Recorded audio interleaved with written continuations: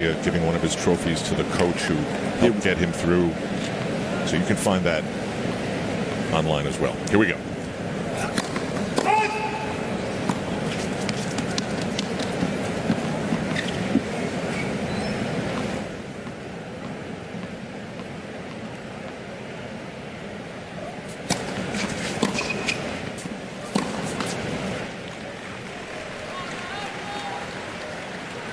Love 15.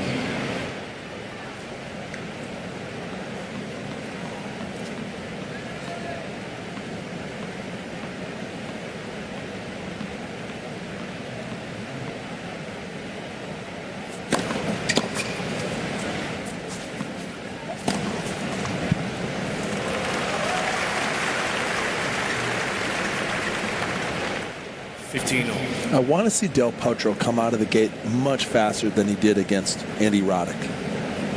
It took him 2 days to get going. It did. Rain delay. He got off to a slow start in the tiebreaker, the first set.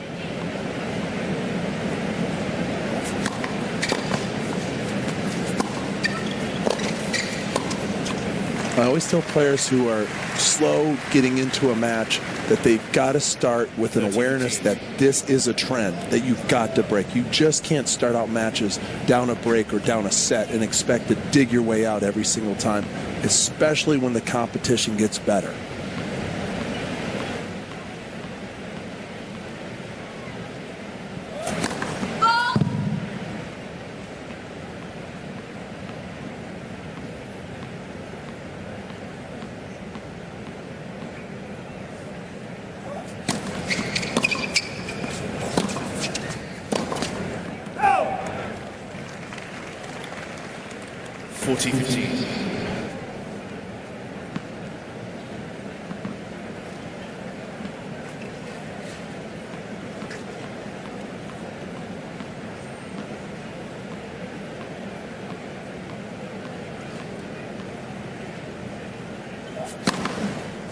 Djokovic.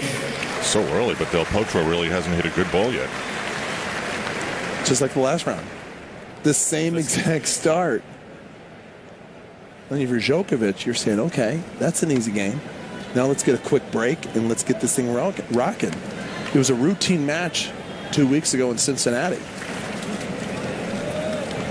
A tournament like this is really two tournaments. The first week is crazy, people all over the place. Upsets, long matches. But I mean, it's just the crowds and walking through the hallways in the stadium is really, really fun with all the languages and everything. Second week, everything's been thinned out so much.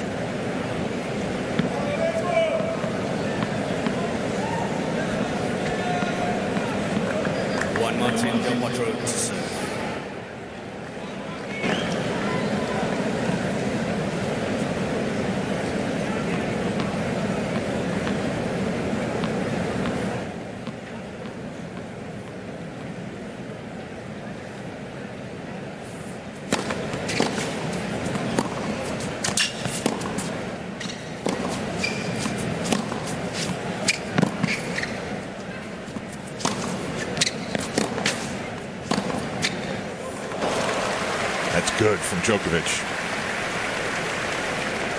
It looked okay. It looked okay from here. Yeah, this one's good, yeah. Love 15. He didn't like two calls then.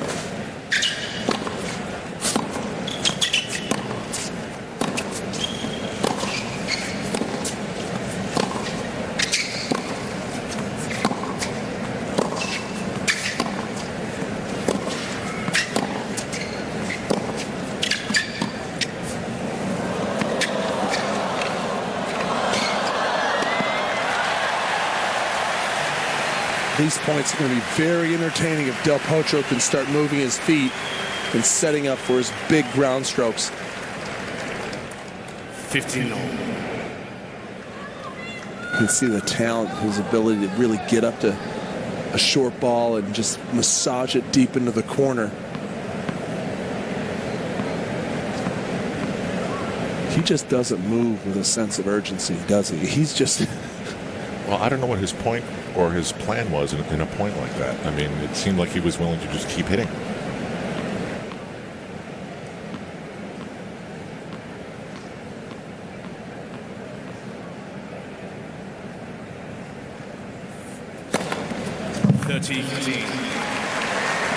First ace.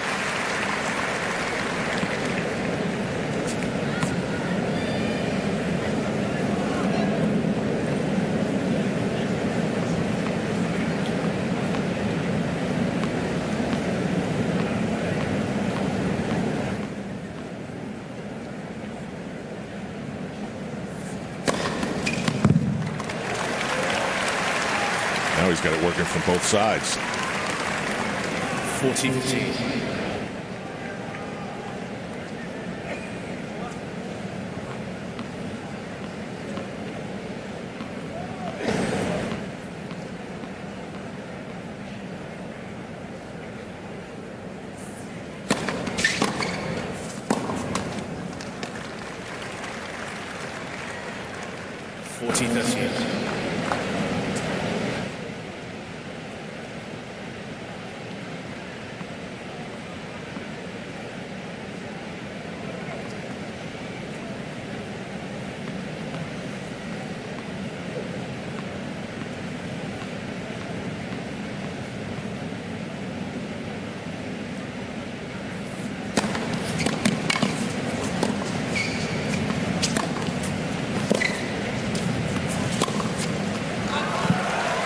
Look at the length and depth from Djokovic. Gets the return back, just blocks it nice and deep. And then he starts really wheeling and dealing, this time in that corner, and then he opens up with that forehand cross court. When that shot is working out, it is really hard to play against him because you have no other options. If you go to the backhand side, his footwork is so genuine and so pure that he can really hurt you off of that backhand side, especially the backhand down the line. Very, very similar to the Agassi game. I think Agassi had a much better forehand, but the backhand down the line for the righty, if it is effective, it cuts out the modern baseliner who likes to run around their backhand. Like Del Potro will run around his backhand and try to rip a forehand. That leaves his flank wide open, his side wide open.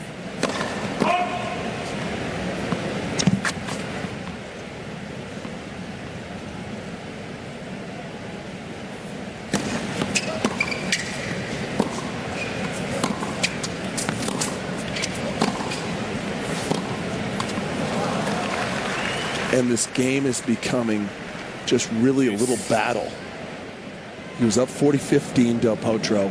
He's already served 3 aces in the game and can't get out of it. That is amazing. 3 aces and you haven't won it. And it's just you're coming up against this Serbian brick wall.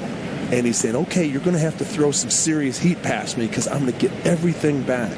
And the difference between Del Potro playing Djokovic compared to playing Roddick is Roddick didn't have the backhand.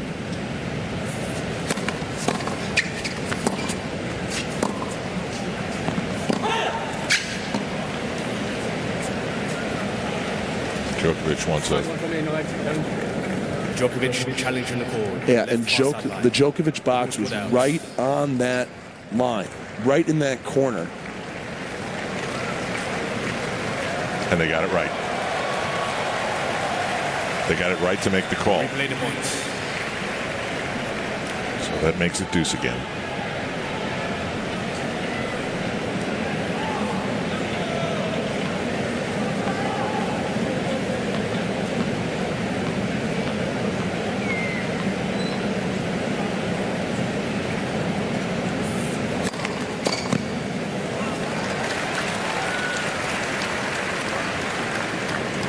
Advantage Del Potro.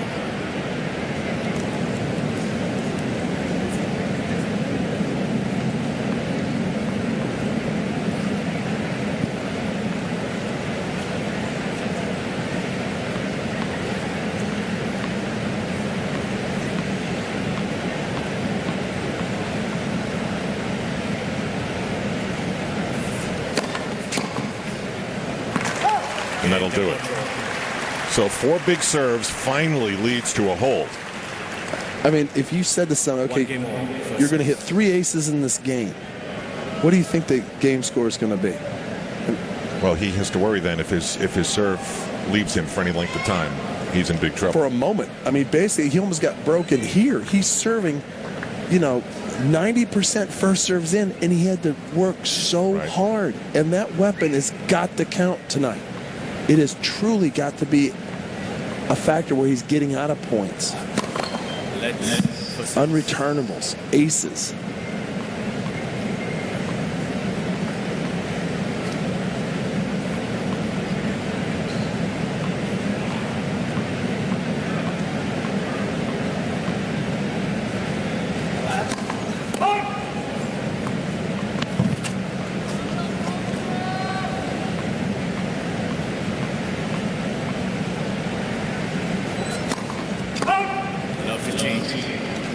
First double fault of the match.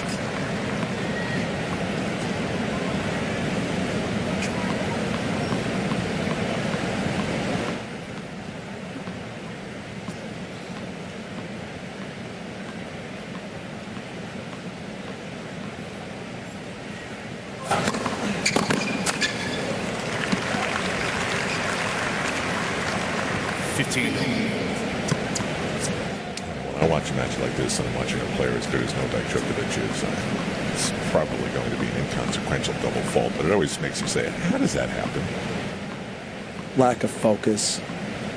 And you'd think a guy with this kind of momentum right now, level.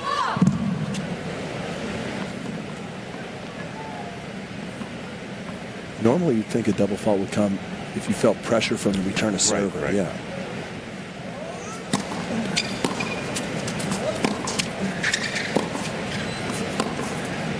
That's the backhand down the line. And we saw Andy Roddick try to expose that side of the court from time to time. He had a couple of shots down there, but it doesn't have the velocity that Djokovic has. It doesn't have the depth consistently that Djokovic has. Del Potro's kind of stuck as he can't play his normal game, which is to sit in his backhand corner and look for forehands.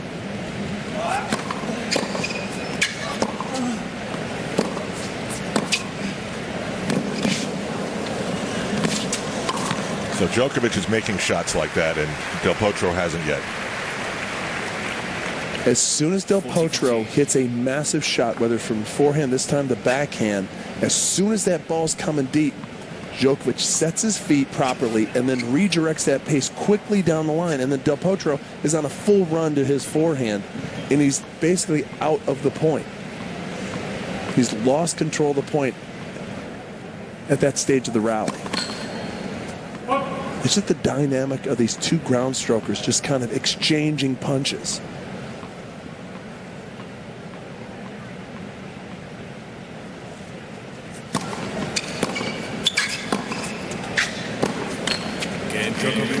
So Djokovic holds as we get started in the first set in this one on serve.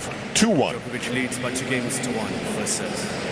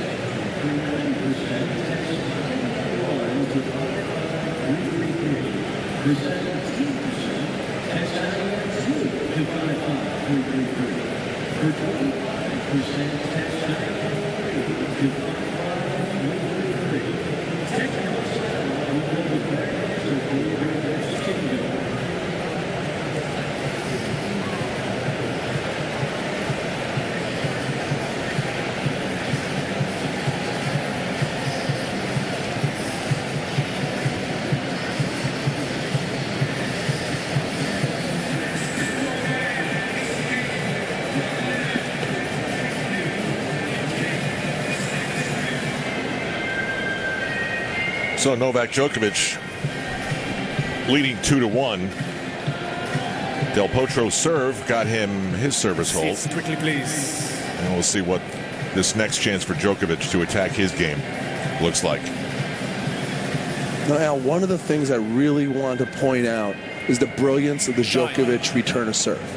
And to me, before he came on the scene, there were only two returners, in my opinion.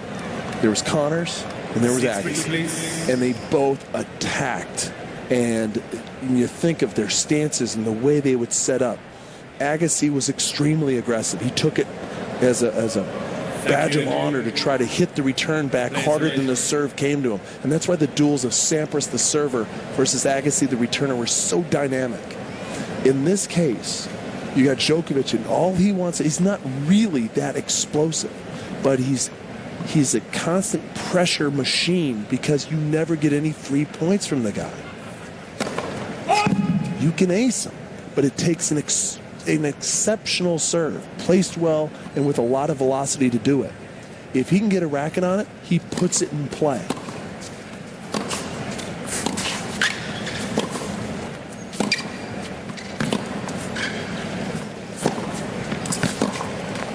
Connors was the original metal racket. Just think of how he used to duel Johnny Mack and McEnroe's slice lefty serve. And, Connors would really pressure and look to pound a return either at the feet of a serving volley McEnroe or for a winner.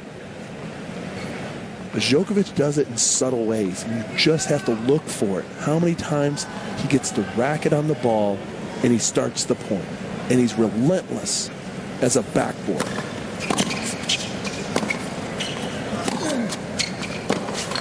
Again, 2 points. Were the returns flashy? No.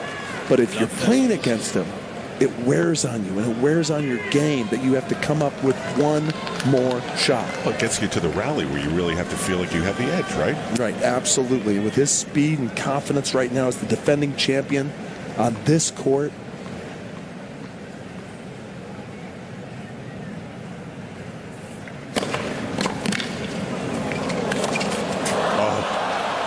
and Del Potro's in some big trouble here. Del Potro served 131 right there. Del Potro just is not prepared for this to come back, because normally that's an ace.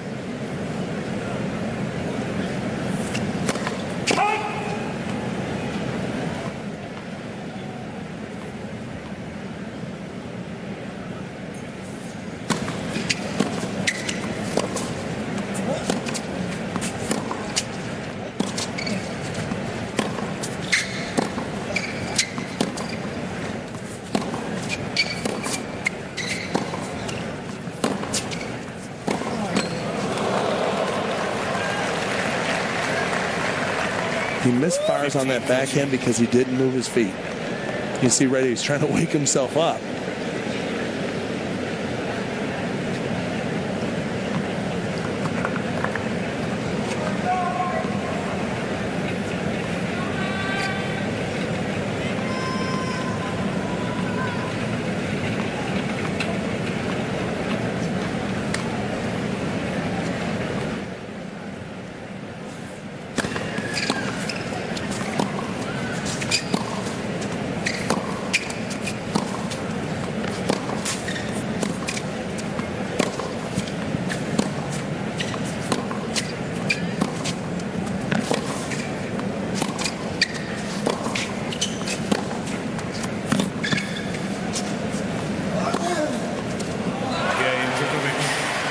Service break, and Del Potro's not going for anything.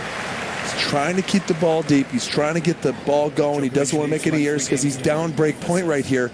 But the entire game was started because Djokovic put every return back in play, whether it was a fastball, whether it was a spin ball, first serve set, it didn't matter. Djokovic was just on that return.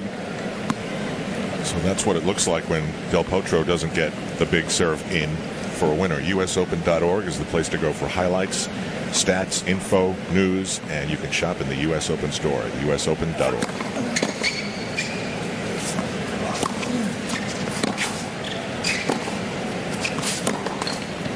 They have a new place here to buy gear. It's all glass. It is beautiful. Built it in 5 days. It's amazing.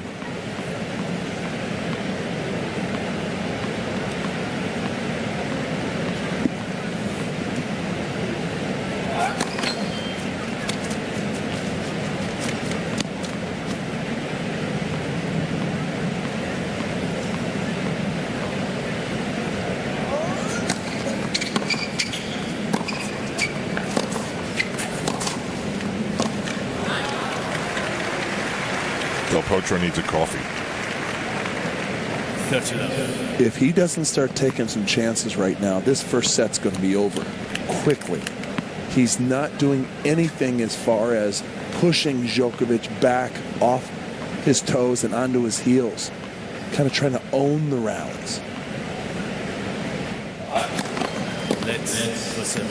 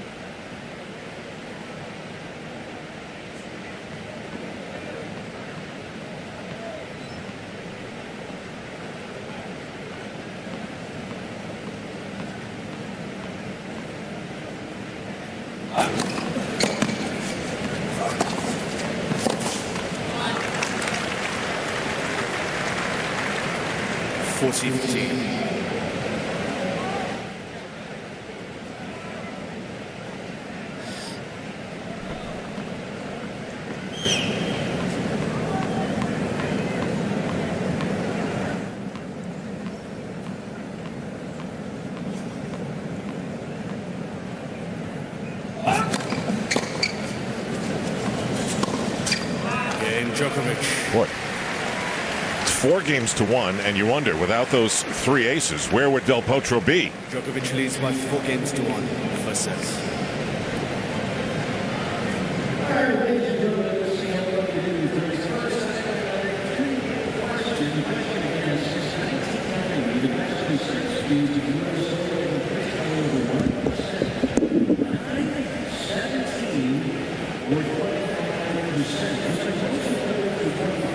The correct answer is 17%. Technically, it's not trying to see if you're a winner coming out, you have 2 more chances to play that second.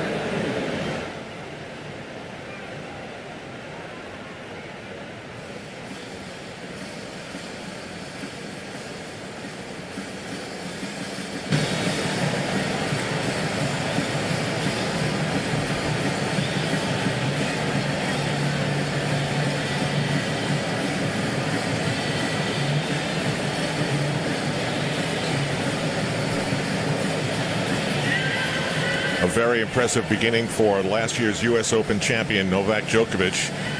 Much less so for Juan Martín Del Potro. When rallies get started, he seems intent on just hitting the ball back. He hasn't gone for really any winners, hasn't tried to make Djokovic move in any way. The one game he won was when he had a huge service game, and even that game went to deuce and was the longest game of the match so far. So whatever you want to call it, sleepy, without a plan. He's being outplayed, but he's not doing really anything to change the fact that he's being outplayed and the way that he's being outplayed. Another packed house at Arthur Ashe. This event draws almost 60,000 people a day for the day and the nighttime sessions combined.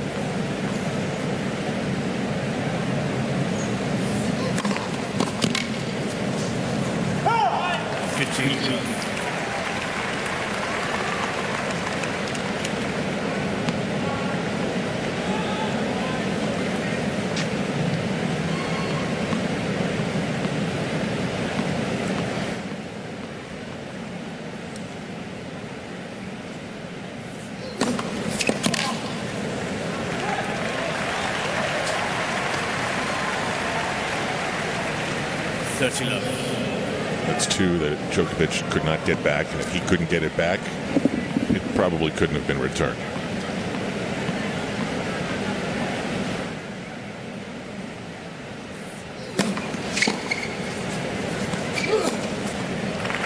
There, finally. Easy return to crush, and he did.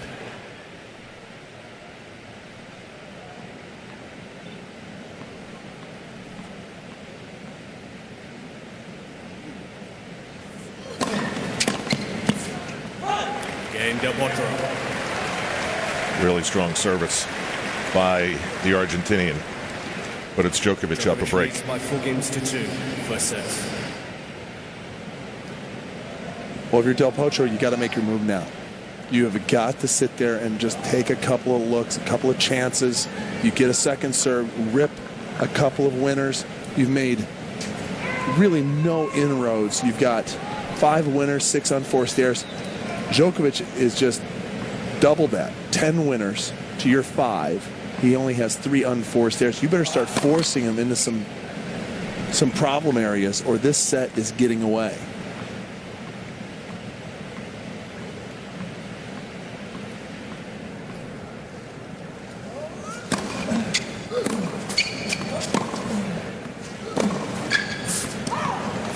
But here's the deal, Luke. He's got 3 aces, and he had 3 other big serves that were not aces but really were aces, and that's it. Those 3 aces in the first game. Right. And it's so he really doesn't have any other winners. So from there, you've got to go to tactics, and you've got to look at matchups.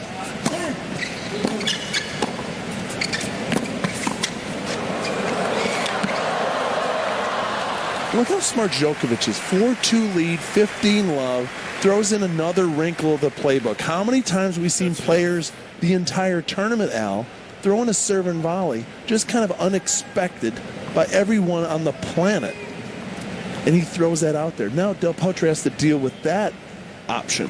When he's 10 feet behind the baseline, exactly, waiting for the serve. When you're playing someone standing that far back, that's a great play, because by the time they even hit the ball, you can be inside that service line set up for a first volley. And notice when he did it, when he's up. It's not a real big risk.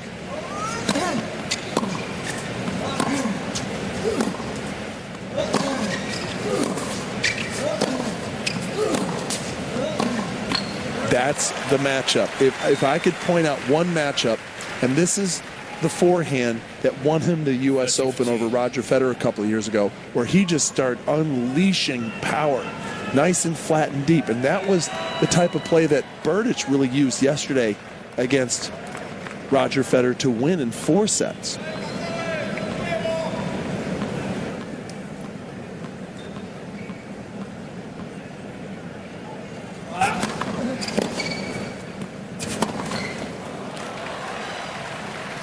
Couple of uncharacteristic hits into the net by Djokovic, and it's 30-all. Well, he was forced in the first one.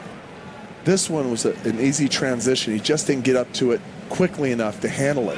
And now here's half a chance for Del Potro to get back on serve with a break. But does he realize it? Does he really sense the urgency and how important this point is right now?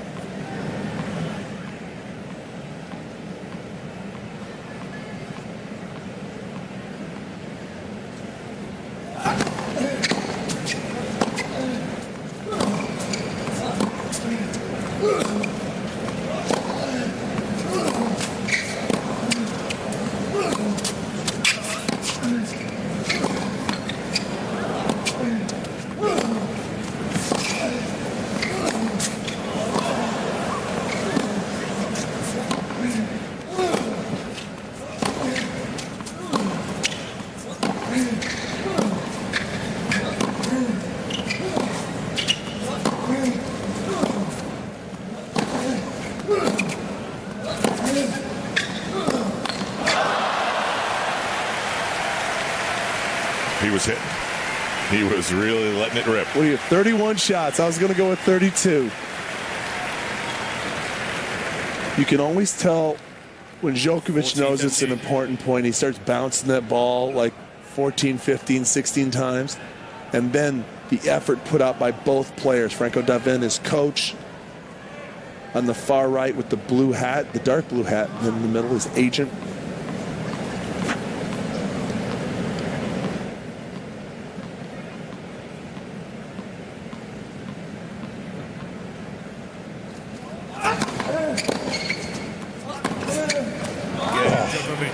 What a time for that. New balls, please. And it's a slow walk off the court for Juan Martín Del Potro. 5-2, Djokovic. By 5-2 first sets.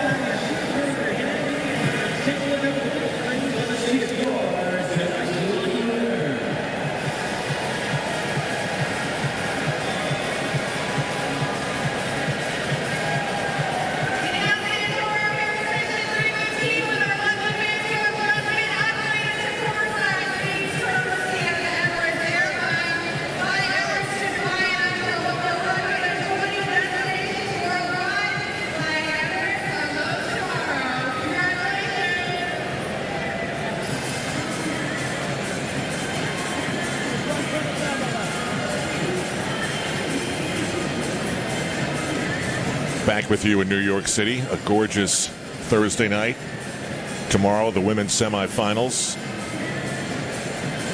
beginning at about 1:45 in the afternoon Eastern Time on the East Coast of the United States. Novak Djokovic having his way. He's made all the great-looking shots, and it's 5-2. It's almost been all or nothing on the scoreboard for Del Potro. Big serves, get points. Serve gets returned, don't get points. The one good thing for Del Potro is that he's only down a break. Your mindset as a player is, okay, it looks worse on the scoreboard, but bottom line is, if I hold my serve here and establish my offense, I can go right to 5-3 and really concentrate on a break.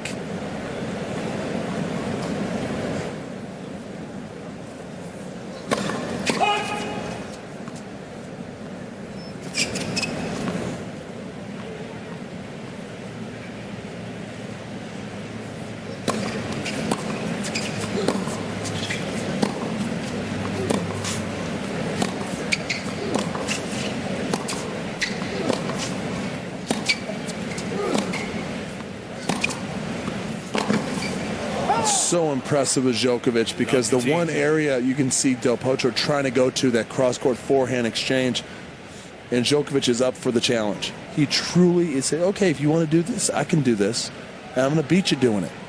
And so he does it enough times, Del Potro loses his nerve and then opens up a big shot down the line and misses. And if you're Del Potro, what do? I mean, you've tried ripping backhand to backhand, you've tried going forehand to forehand.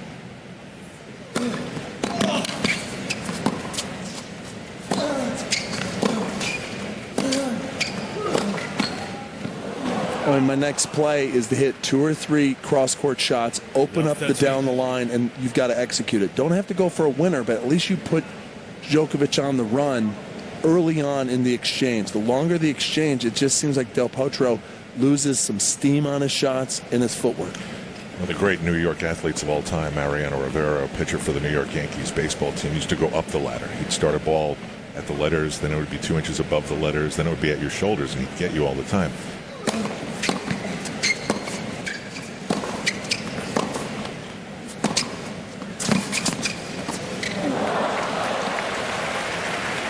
When Djokovic gets it going, he goes down the ladder.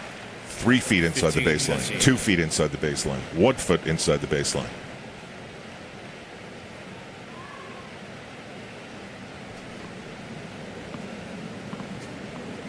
.1530. Tantalizing point for Djokovic to really try and get.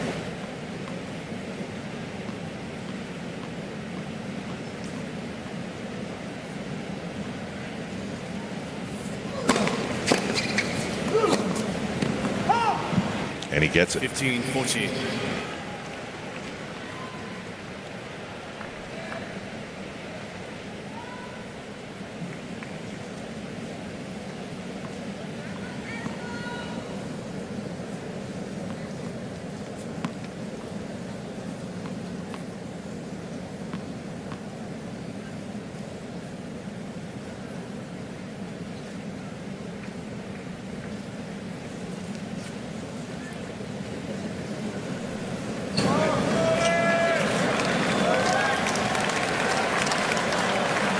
And the bug lives.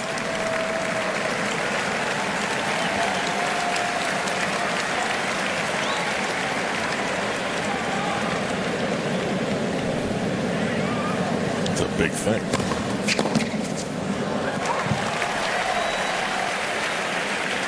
Still a break point.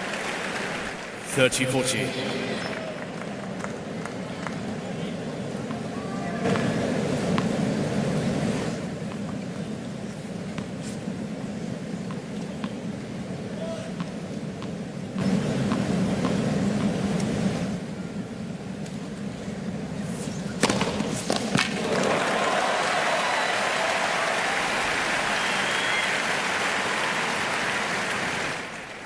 Juice. Powered his way out of that jam.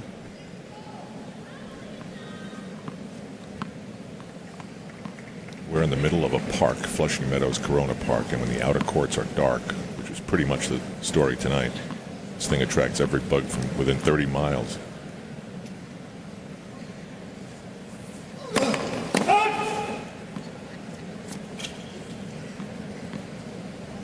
Second serve has not been a good scoring situation for Del Potro.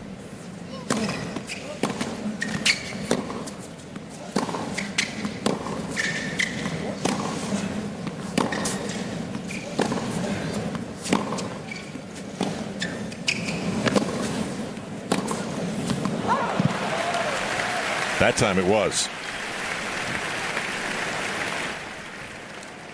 Advantage Del Potro.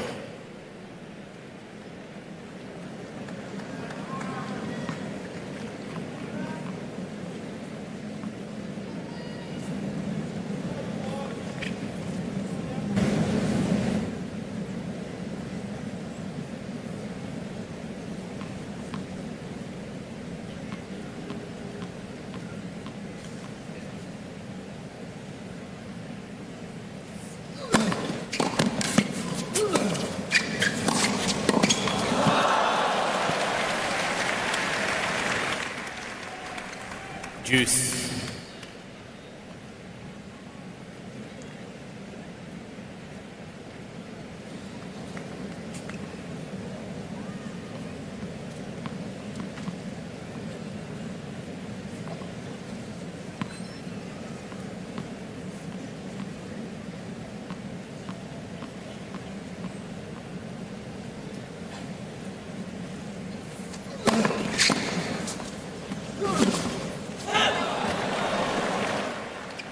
Called out. Challenge? Del Potro challenging the call. Left far sideline. I thought it was Ball out. scored out. Advantage Djokovic. Del Potro has 2 challenges remaining. So this is set point.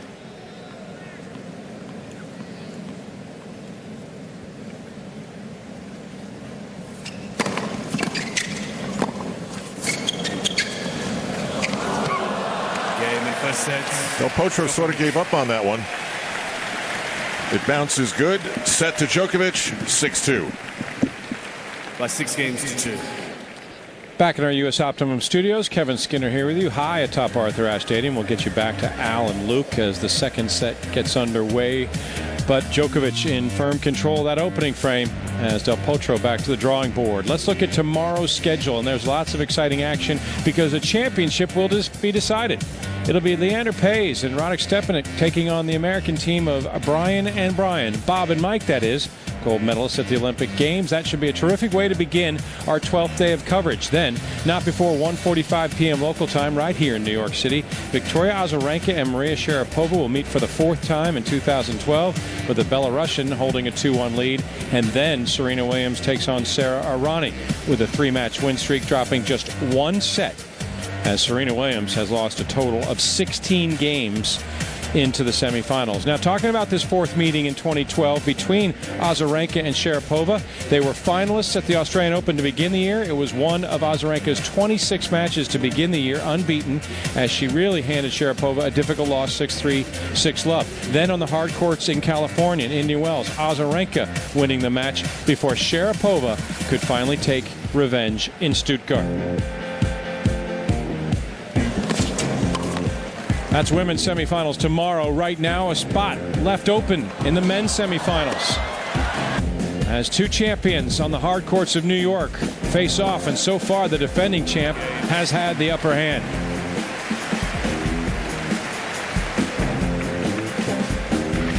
Hard to believe that anybody's playing better on the hard courts than Novak Djokovic. Winner at the Australian Open earlier this year, winner of the U.S. Open last year, and he is motoring through the draw almost unimpeded. Ferrer is next for the 2 or 7 seeds, and the second set is just about to get underway inside Ash. Once again, here are the voices of Al Trautwig and Luke Jensen. Juan Martín Del Potro has to change things in a major way. For unless Novak Djokovic loses his shot-making ability, the second set will be a repeat of the first. It's pretty much, if he does not get a point off a big serve, Second set. he's not getting Djokovic points. serve. And because Djokovic broke him again, Thank you. he can get himself off to a good start here in the second set.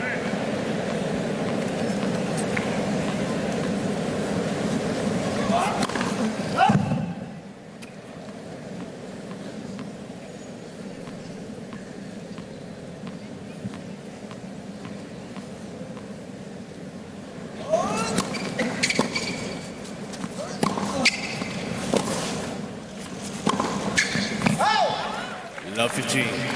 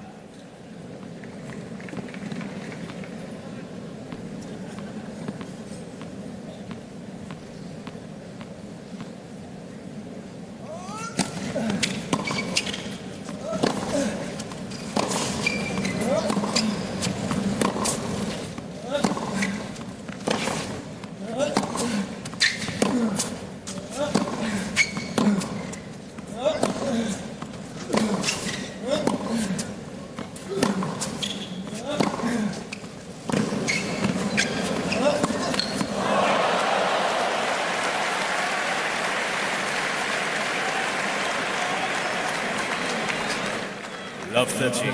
Plays everything so fine. Little margin for error, and that just hits the tape. And a slip.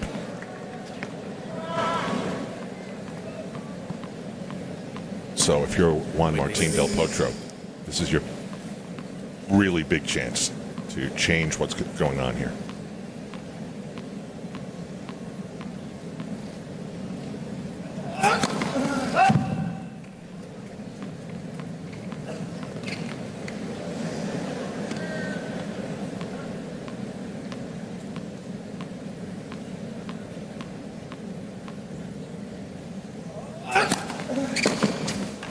Wow, there you go. If you remember last year, Djokovic was down double match point against Roger Federer in the semifinals. In the same scenario where Djokovic was serving, Federer was serving. He hits this serve in almost exactly the same spot with the same velocity, cross-court angle for a winner. Djokovic hit that a year ago. Now Del Potro uses that very shot to give himself triple break point.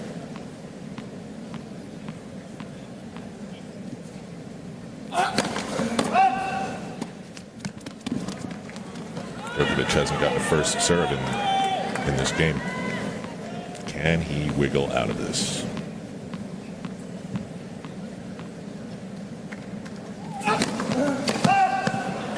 And he will not. Del Potro. Double faulting his way to a service break. First game, second set. Now Del Potro has to consolidate. First set stats. You're going to see a lot of unforced errors. 11 by Del Potro, only 6 from Djokovic. The winners doubled up on the winners. Djokovic with 12, Del Potro with only 6. I think it may be turning. I mean, this nice little hiccup here from from Djokovic maybe gives Del Potro a little bit of energy, a spike with his game and belief.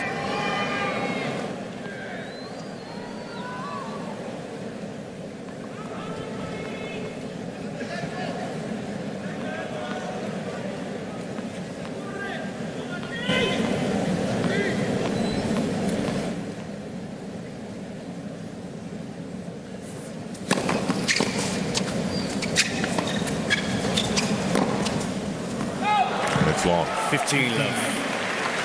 Djokovic, hands on his hips.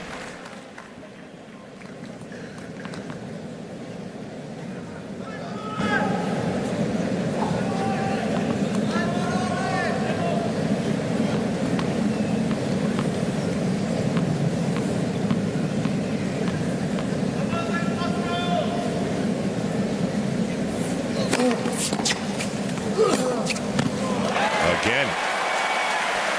But it started with the first serve, 122 miles an hour. You got the ball back a little short, and then the confidence they hit the ball with that kind of velocity. We haven't really seen that throughout the match.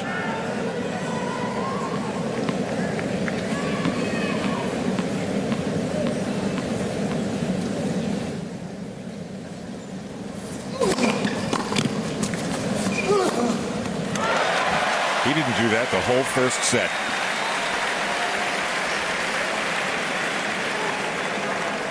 Forty love.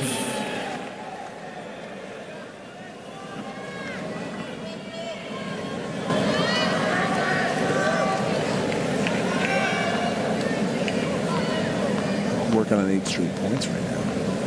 I mean, if he wins this point, he's back. He's on a roll. He's really back. And now it's Djokovic who has to respond. Del Potro leads by 2 games to love. Second set. Now, the pressure now goes right back to Djokovic, who really needs to hold here and stop this run from Del Potro. He needs to just stay within a break down instead of double break and just constantly behind it. Djokovic kind of gave away the first game. Well, he's got to get his first serve working.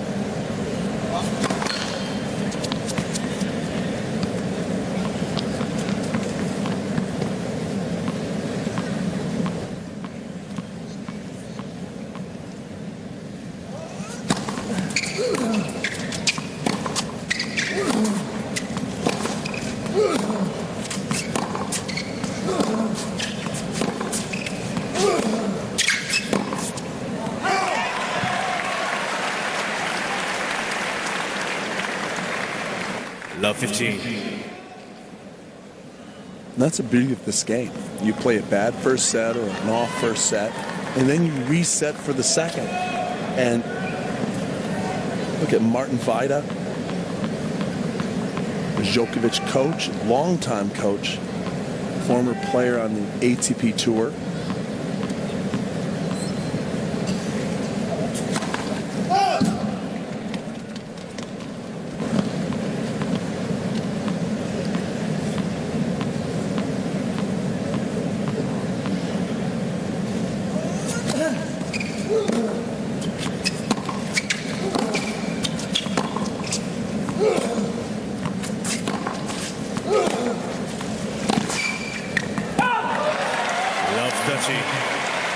Djokovic is just... He hasn't won a point. This is so one-sided. That's 10 points in a row. And outside of a couple of big shots from here and there, you know, I mean, Djokovic, honestly, like his game just went back to the locker room.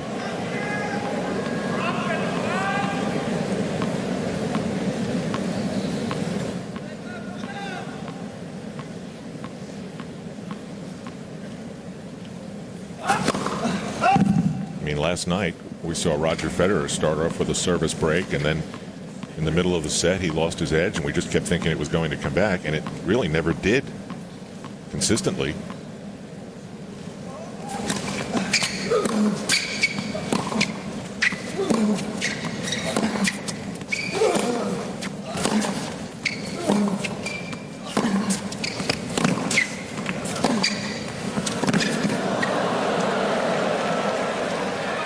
Finally, a second set point.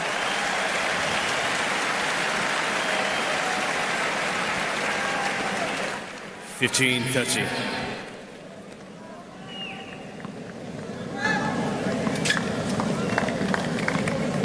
Was that the best match of the U.S. Open earlier today? Tipsarevic, I think so. 7-6 in the fifth. Both of those players just kind of hammering the ball from the ground.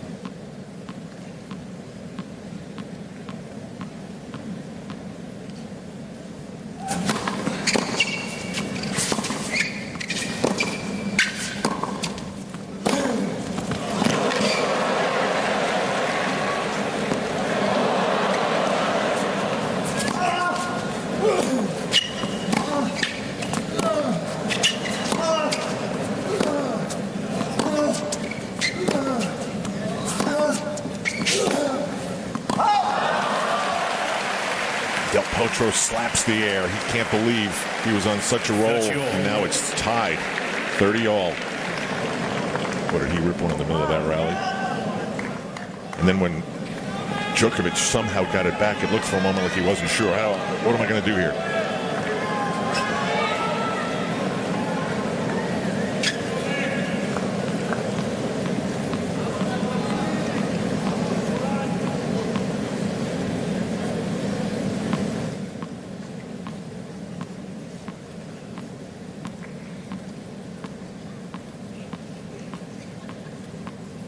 Boy, he likes to bounce that ball when it's tight.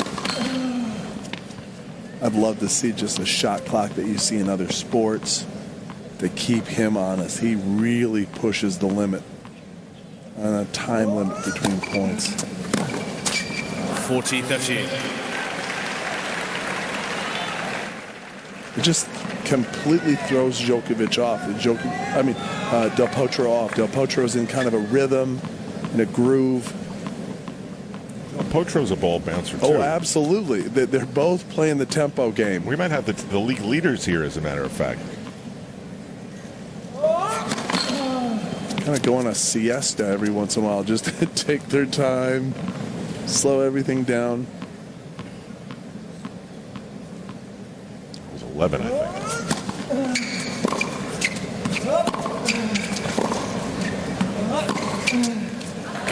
How about that? Djokovic spins it around, maybe refines his shot. Still down a break in the second set. Del Potro leads by 2-1. Second set. First set, Djokovic.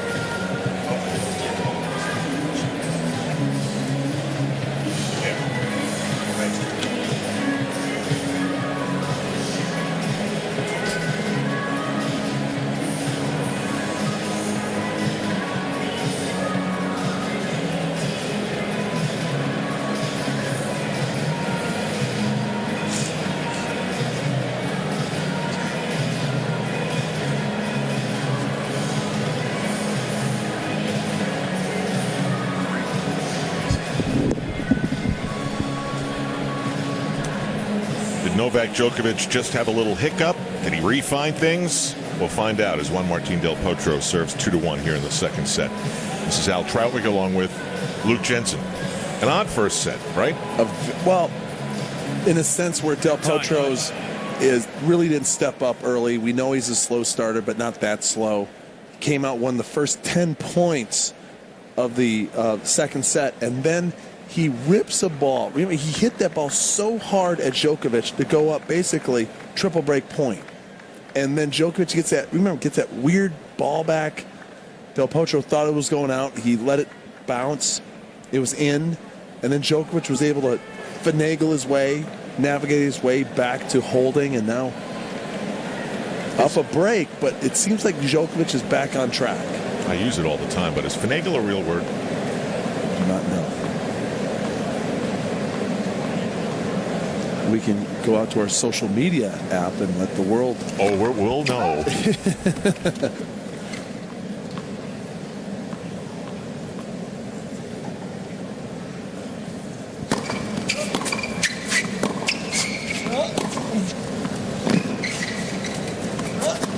He's back on target now. I mean, it started by controlling that baseline space. Gets the short ball and he unleashes a beautiful forehand cross court. A lot of whip on that forehand from Djokovic. The whip's going to give it velocity, a lot of spin, especially top spin. It's going to keep the ball in.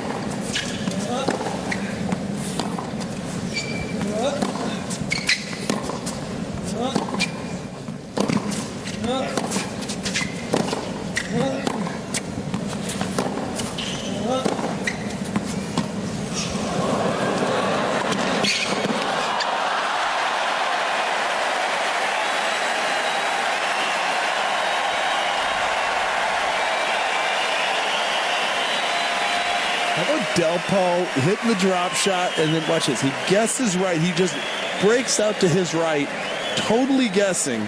15 all. And throws it down the line. You can't even see Djokovic who's standing there. He can't believe the guy broke to the right area of the court. Djokovic probably believes, don't you think, that he could have hit that harder? There's no doubt after the fact. Right. But he didn't think Del Po was going to actually get there and guess right. 15 all.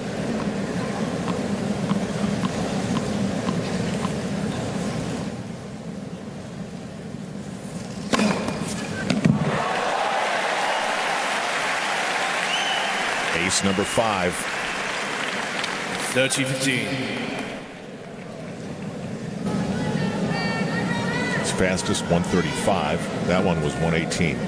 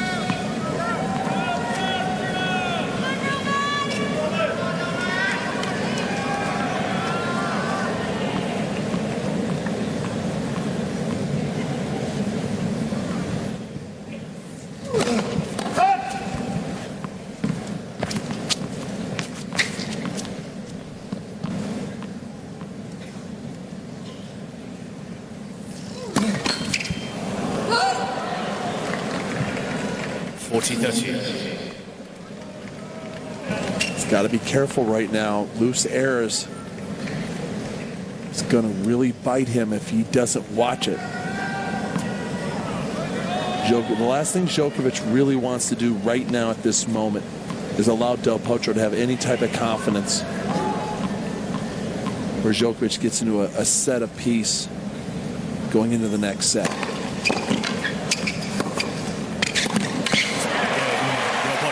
But Del Potro holds.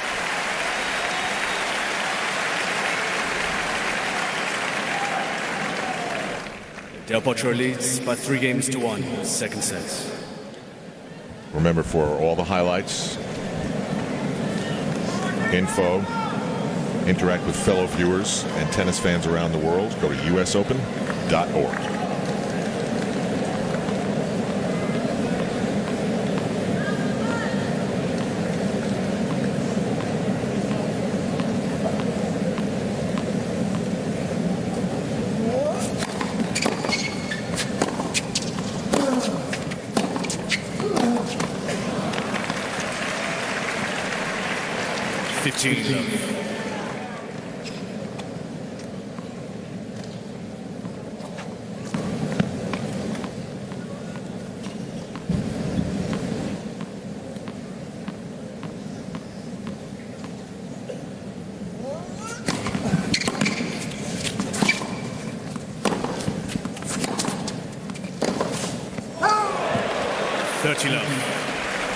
Del Potro challenging the call. Left near sideline. I think the ball's that got out. was out.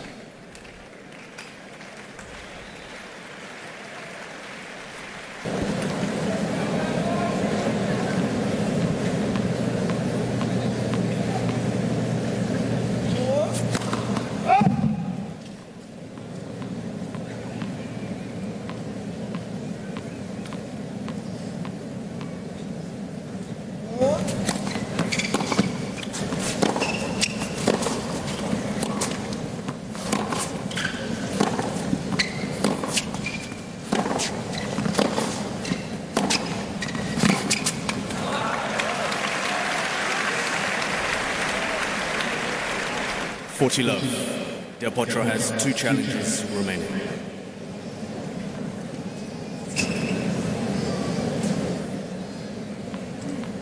Love it when the speed of the rally picks up from just sort of an easy pace to Olympic table tennis. Forrest Gump. Love that. Get rocking. But they can hit it that fast. I mean, they can honestly set up and rip ground strokes and recover and defend. Their timing, their wrist, the way they read the ball from the opponent's racket.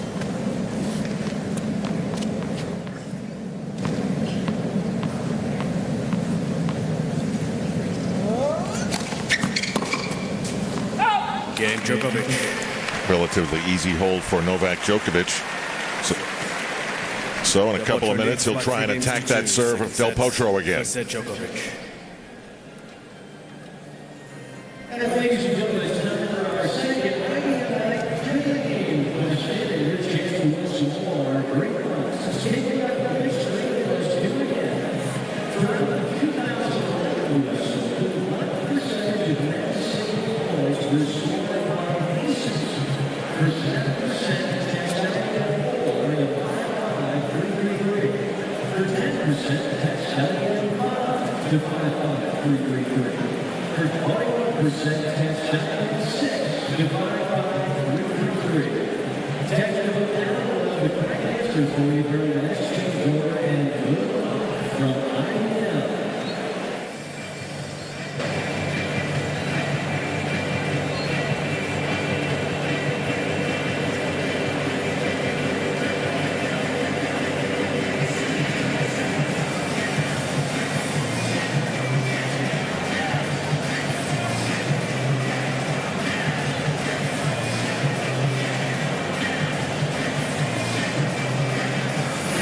Martin Del Potro outplayed in the first set pretty one-sidedly, 6-2 Djokovic. But Del Potro got the early break in this second set, reeled off 10 straight points. Tie. And he will be serving now, 3-2.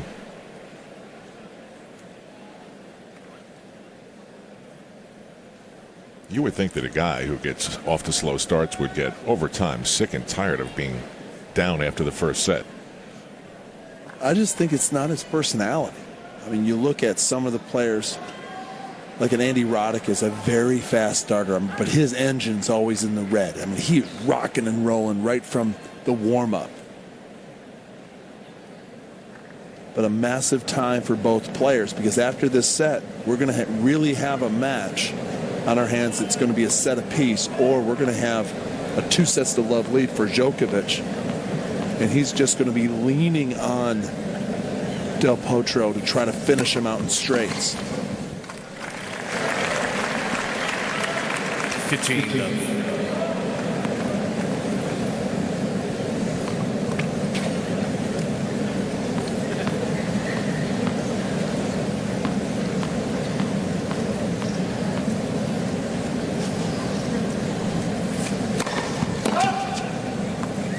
So we know moving forward in this match, finagle is a word.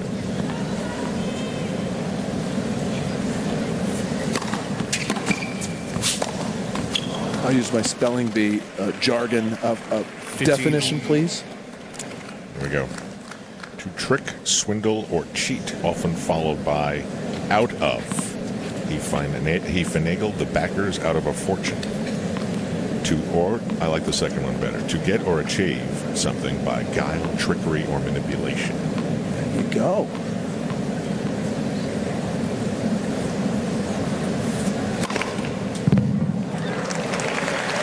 See, there was no finagling there. There was no guile. It was just 30-15. brute force. Ace number 6.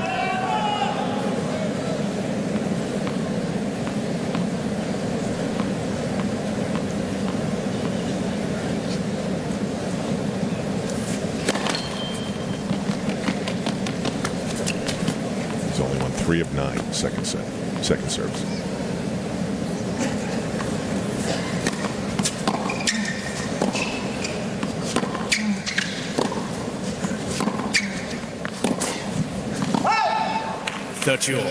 Tiny opening here for Djokovic to break back.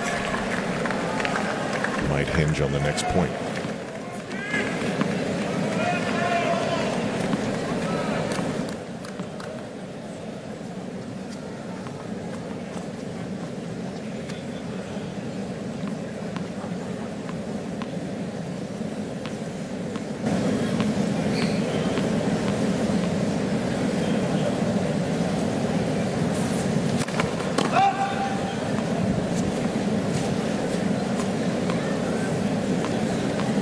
Just a big moment for Djokovic right now. Second serve, he gets a double fault, a freebie.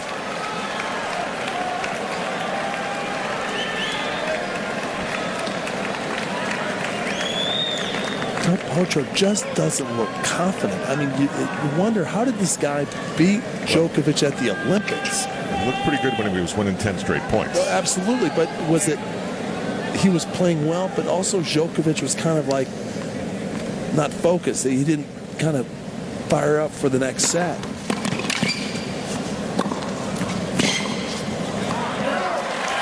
And that's what you're looking for if you're a Del Potro fan. You're seeing a big serve, a big forehand, a guy who's ripping shots, taking some chances. He's got a break in the second set. He can really use it and pour on the pace. Sometimes I just think he eases into this ground stroke rally thing, and then Djokovic is able to really move him around the court and get him out of position.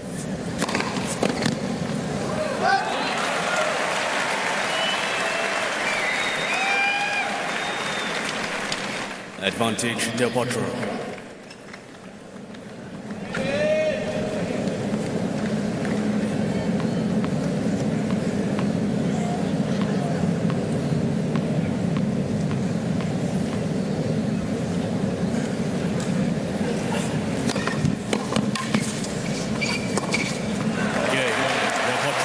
Out of it. Djokovic is still chasing that broken serve. Del Potro leads by 4-2. Second set.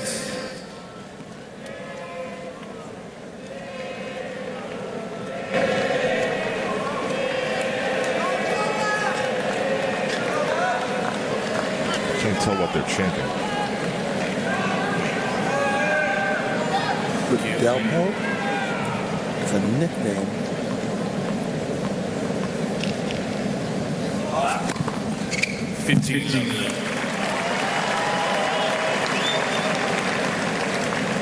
If I was Juan Martin, I would not like that nickname. Really? Yeah, it sounds too much like Alpo.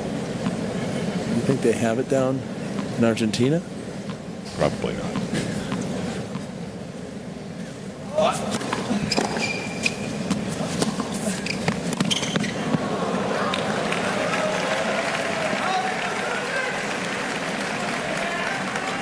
Love.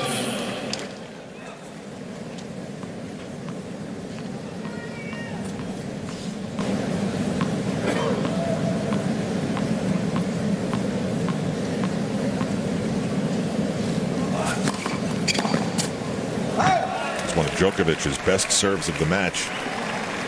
40 love. In this second set, he's only serving 35% first serve. I mean,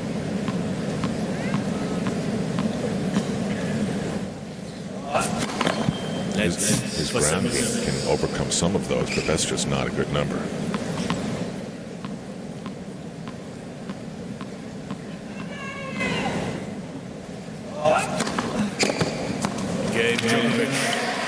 And once again, the storyline will be repeated. He'll try and attack that Del Potro serve to get the break back. 4-3. Second set. First set, Djokovic.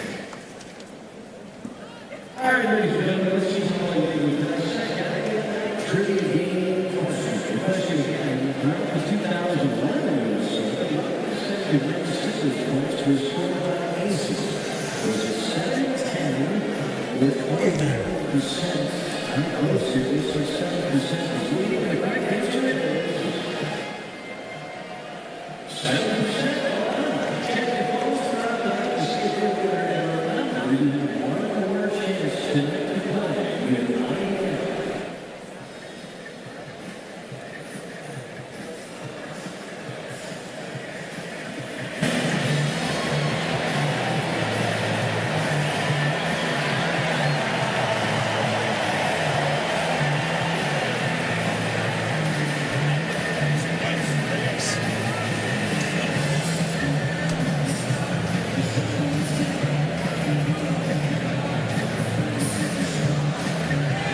Pretty much to the point in a set where the game number grows above 7 or 8, and everything seems to get compressed by the pressure of the match. This is men's quarterfinals for the right to go to the semifinals and face David Ferrer. Time.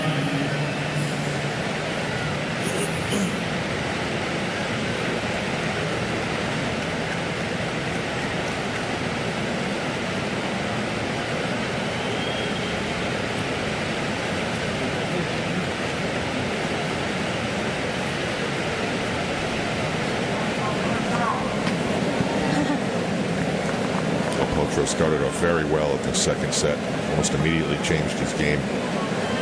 That coincided with a little 10-point slump of Novak Djokovic.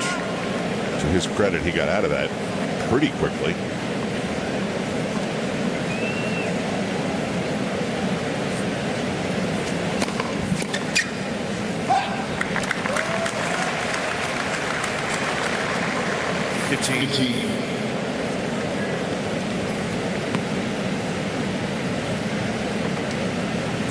Boy, that serve is so massive for Del Potro. That first serve percentage, the effectiveness. It's really two matches, right? It's one match when he gets it in. It's a totally different match when he doesn't.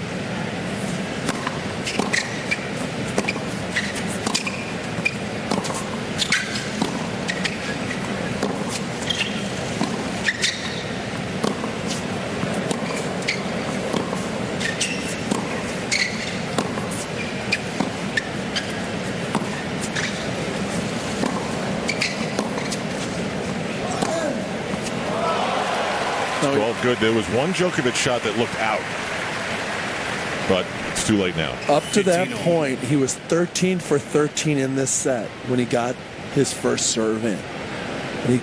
When he has to hit a second serve, up to this point in this set, he's only winning 17% of the points. So what a huge difference between that first serve and that second serve in the effectiveness, the performance. How he's able to really keep Djokovic really in doubt.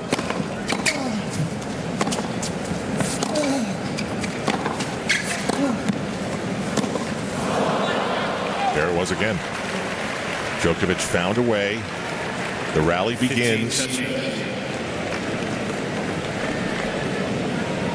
So this then is one of those potential points. It's always funny how one point can dramatically change things, but this point here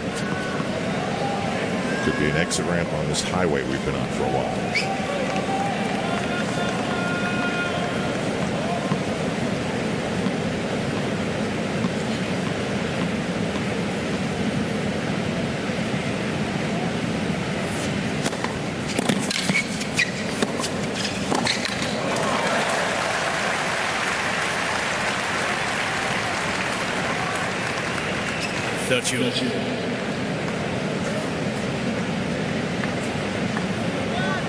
We're still on the highway.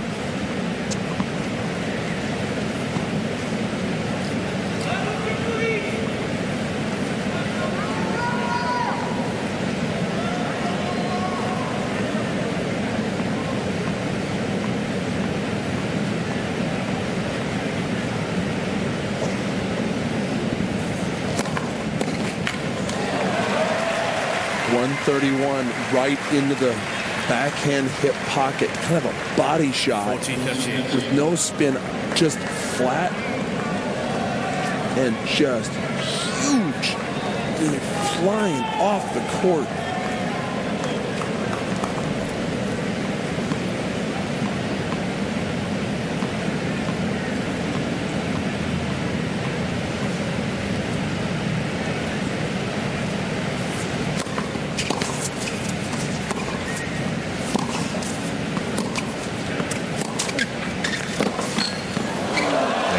The bounce. New balls, please.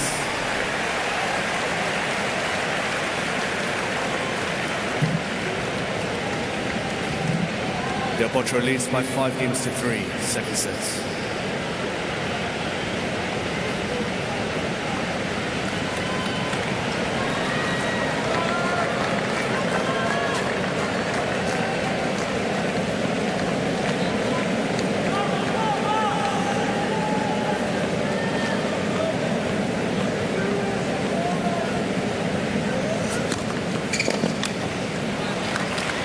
The other thing is that Novak Djokovic is playing this for $1 million more than everybody else.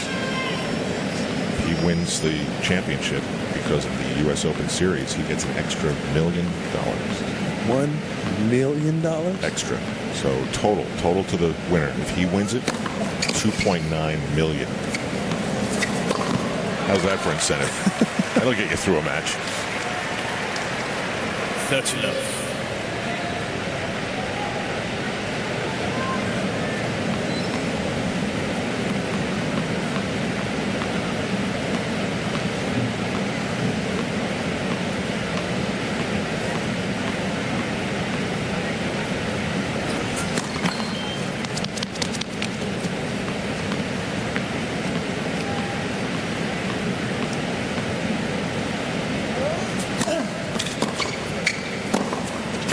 Out. Overrule from the chair. 30-15.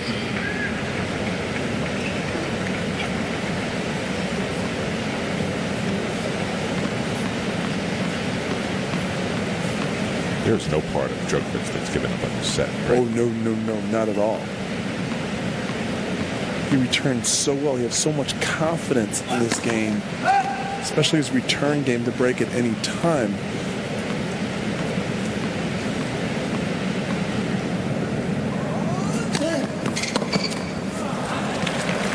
They just did a close-up on him like a couple of points ago, and he just looks so confident.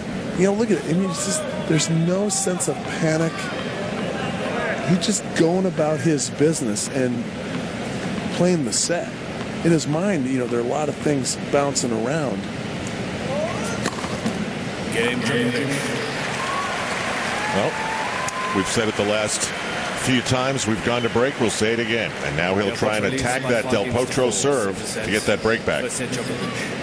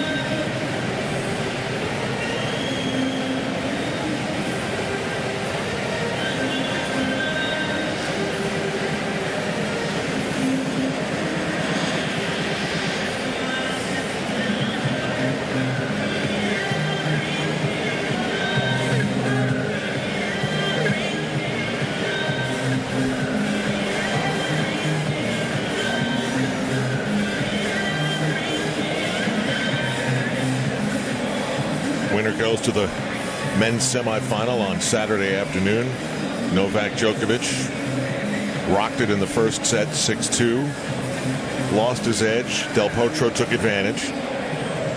And he's taken an early service break throughout this set to this point.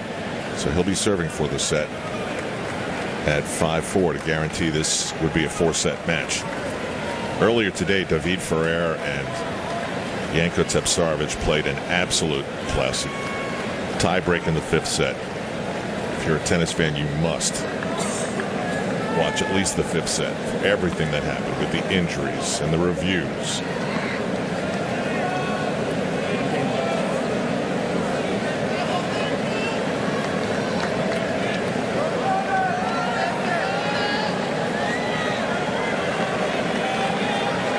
Thank you. Ready for play.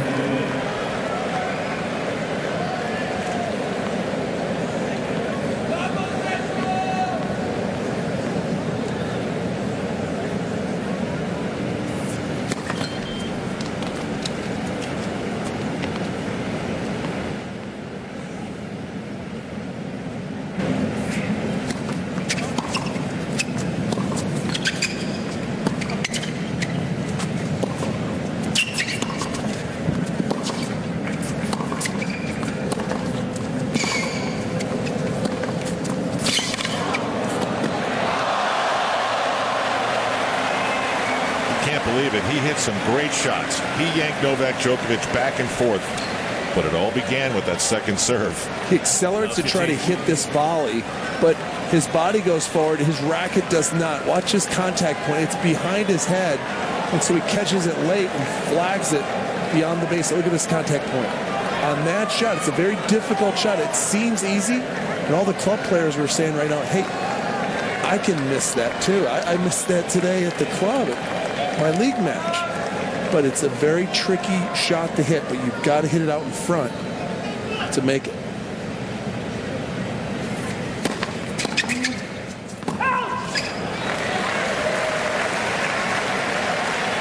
Djokovic challenging the court, left baseline. Ball's put out. Close. I'm going out. Now you got to say something before it lands. I didn't really have a. Oh! See, there's no way that machine can be that accurate. Why not? Well, these cameras are, I don't know.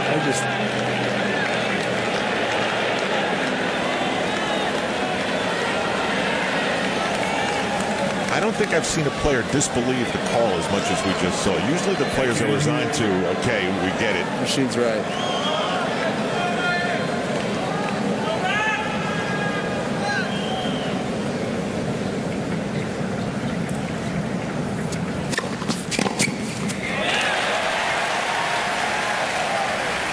So it's 15 all anyway. 15 all.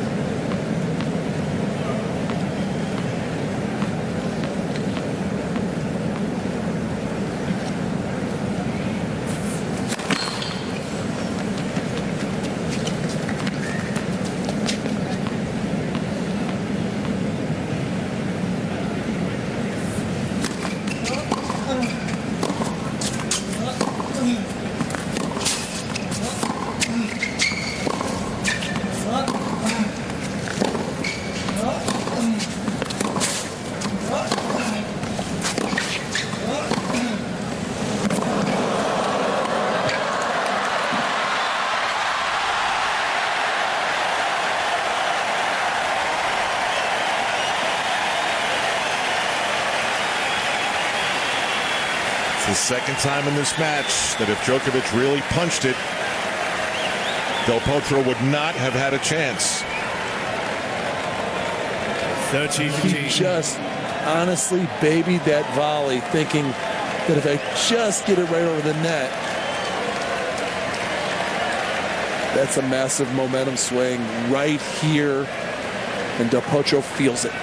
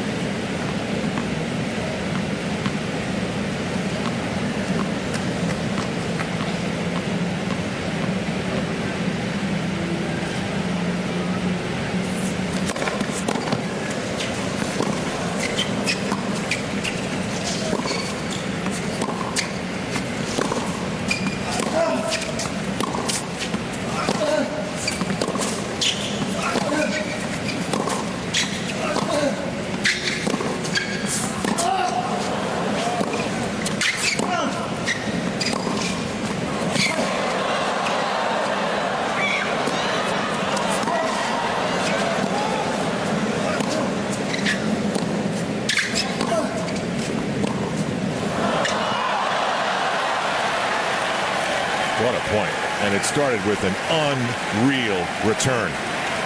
Both of the players are gassed right now, and who can recover? Who's been preparing 30, with the interval sprints and all the different training that you have to do to prepare for this moment? This is the moment all summer long to get to this moment where after a tough point, your body recovers for the next point. All the dynamic plyometrics, all the weights, all the running, all the play. For a chance at break point to get it back. And have a chance to serve to tie the set. Thank you.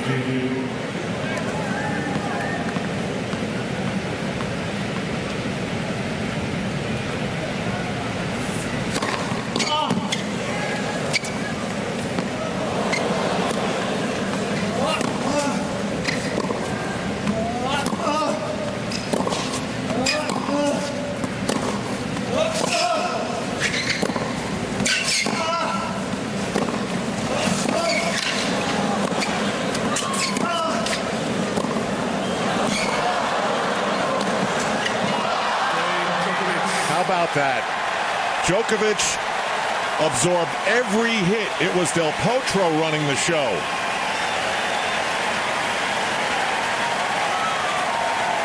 Why not challenge? Why not challenge this massive cannonball that was so close to the line? Right here, it is such a big point. Oh, it is way out. That's right.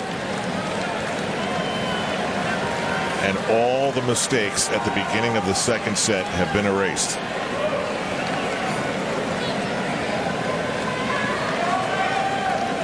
We're all even. Back on serve.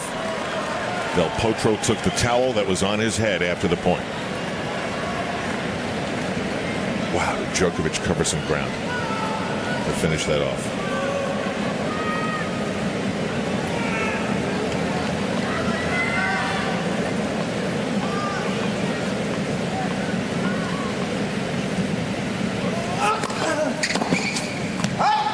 Love.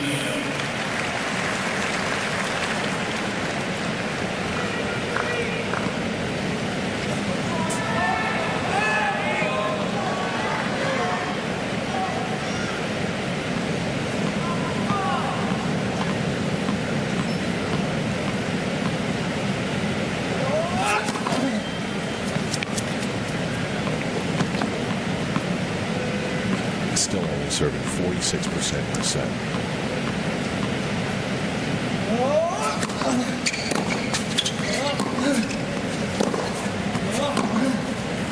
Oh, it's good. 30 love. You know, Luke, I really think that service break took something out of Del Potro. I don't want to say absolutely gutted the guy, but look, he didn't even attempt to go after that.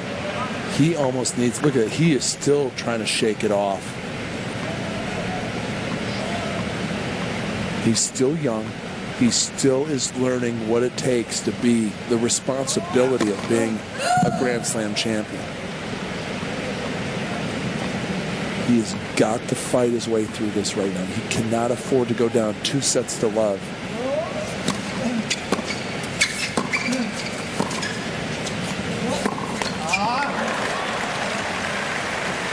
Do you think the crowd is pulling for one guy over the other? I think it's been pretty even.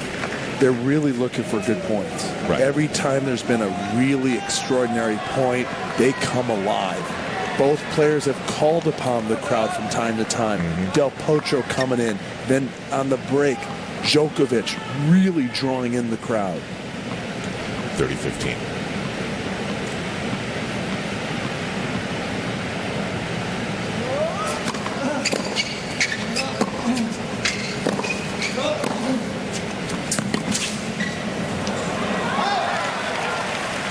I do not recall another player that has used the American crowd, international players, used the crowd better than Djokovic.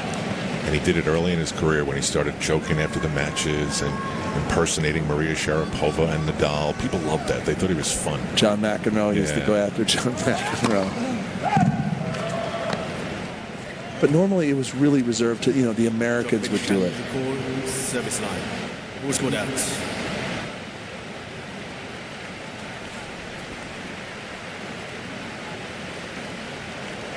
Oh my goodness. By another millimeter. That's 2 in a row like that. Djokovic leads by 16. And Del Potro has no choice but to sit down, gather himself, and know that he has got to hold serve to force the tiebreak.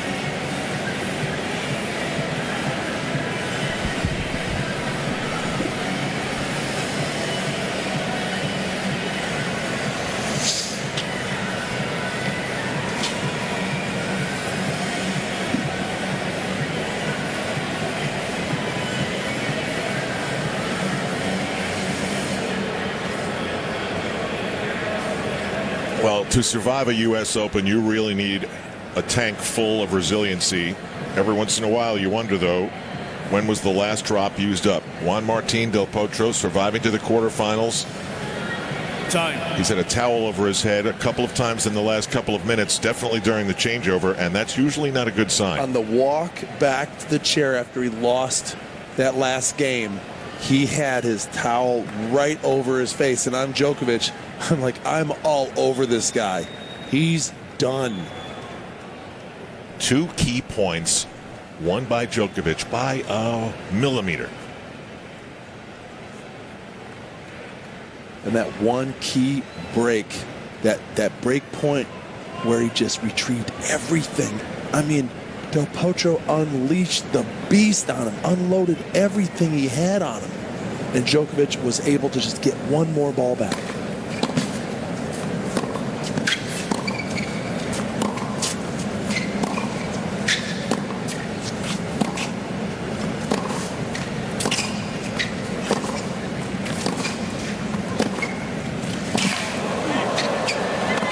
This is where Del Potro has got to believe in himself and in this game right now, that he believes he can still win this match.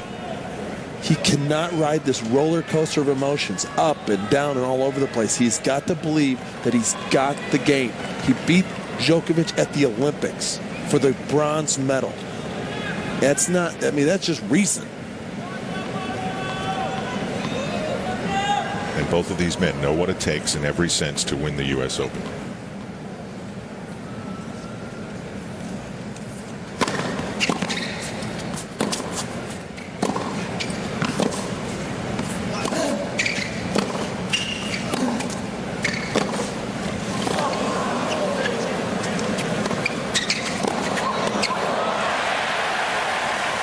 Del Potro did Djokovic a favor, then took it back. If you look at the last 2 points, where did Del Potro finish him? Moving forward at the net. This is where he's got to use his size and his net skills. I believe, remember that one forehand volley that he flagged, that he hit to the back fence? Yeah. About 3 games ago. I thought that really took some confidence off of his net game. You know, he stopped moving forward from that point on until right now.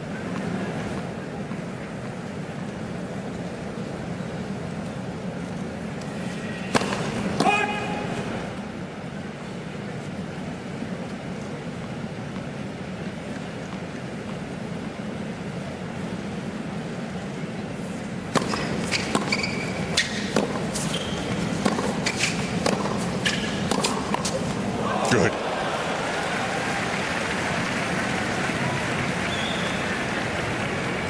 .30-15.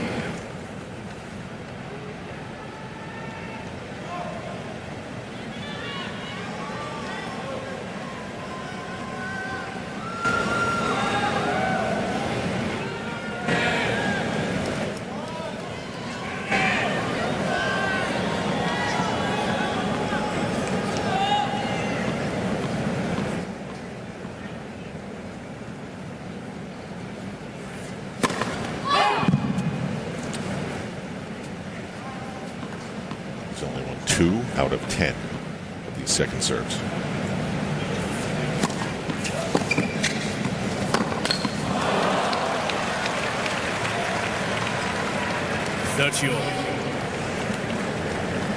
You can make the argument these next couple of points are for his U.S. Open.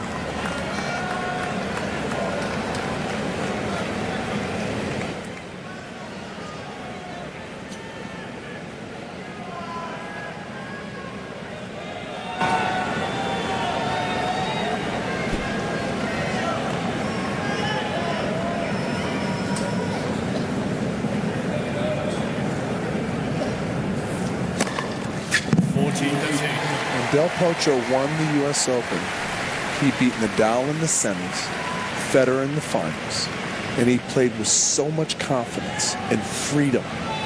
He was so relaxed and believed in his game. Can he recapture that? He's gone through some really tough times with injury, surgery, a rehab assignment, and now back in the top 10.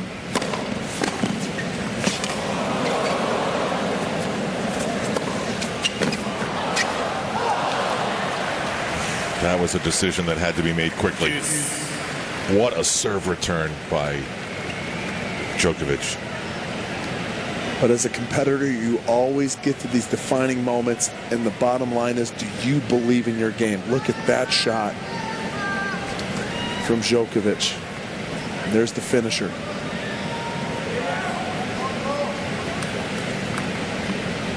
Pretty good Ash Stadium drama right here. Deuce.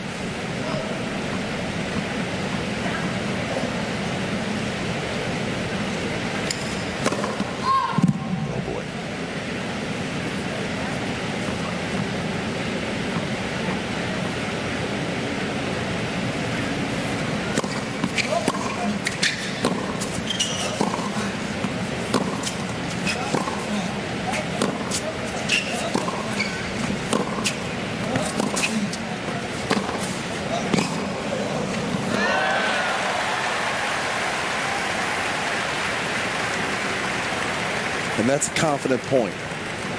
Confident shot to stay in the pocket, just behind the baseline, to take that ball early and drive it deep with power into the corner. Now it's Djokovic slapping his side and kind of kicking himself. Yeah, and shaking his head no.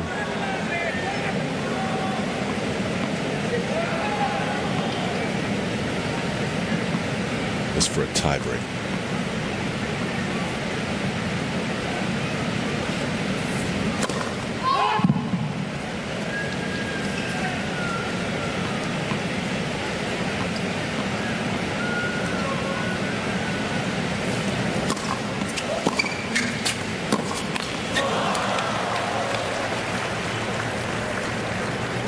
Juice.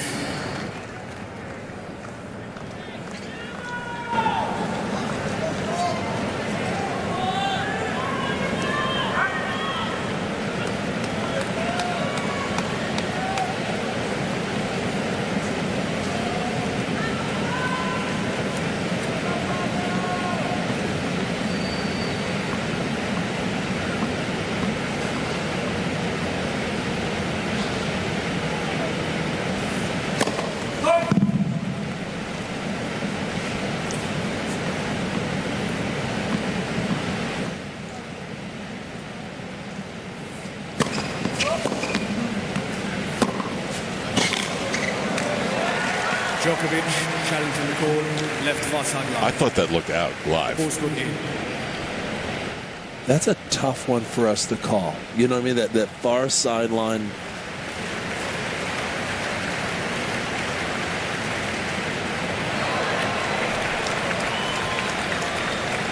Isn't it amazing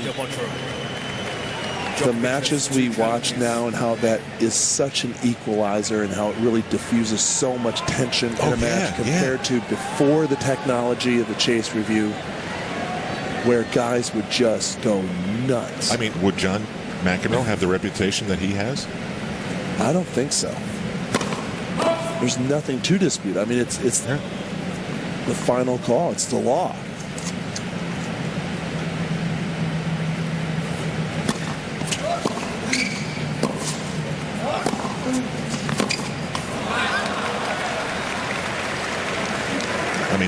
might not have ever said, you cannot be serious. May have said it to the machine. So back to deuce. And this is being played out like it is the important scenario that it is.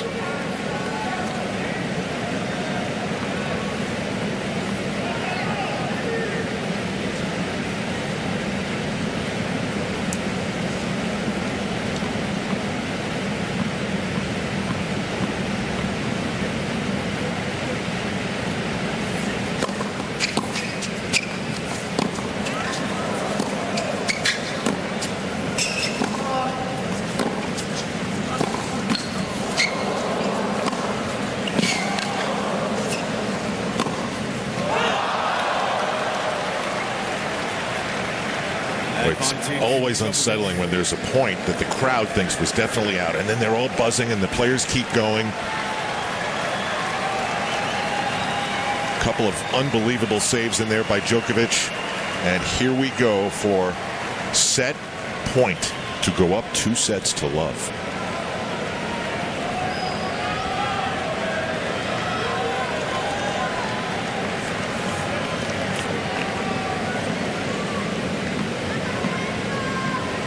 These two have never played a 5-setter.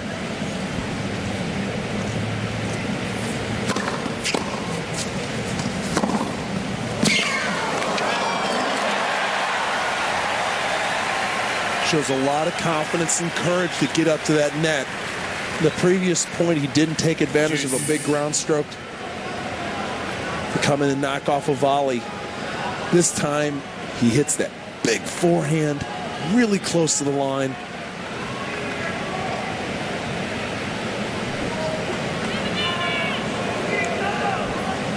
And that one hit the middle of the net, so it really wasn't close. Back to deuce.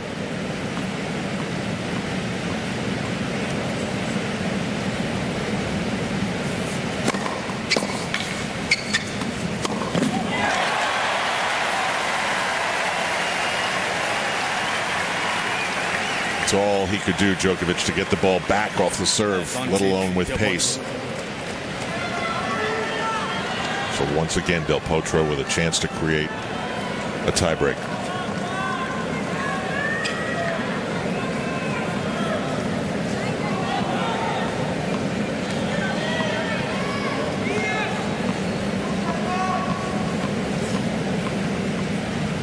Almost an 11-minute game.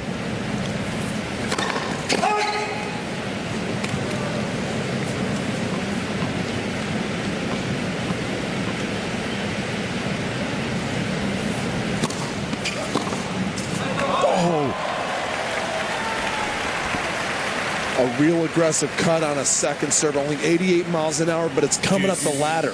And so when you're facing a kick serve, as you can see the Del Potro bench, Coach Franco Davin to the right, Ugo Colombini, the Italian knife. I played against that guy on the tour, and when you hit that second serve return, you've got to step on it before it gets above your shoulders.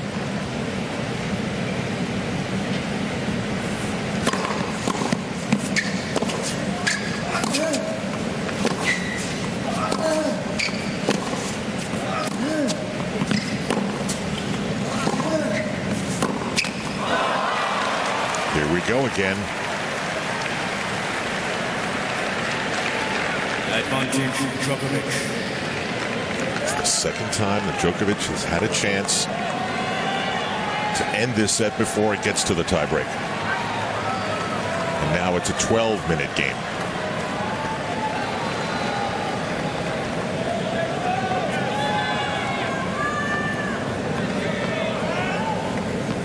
It's a long time to be out there playing.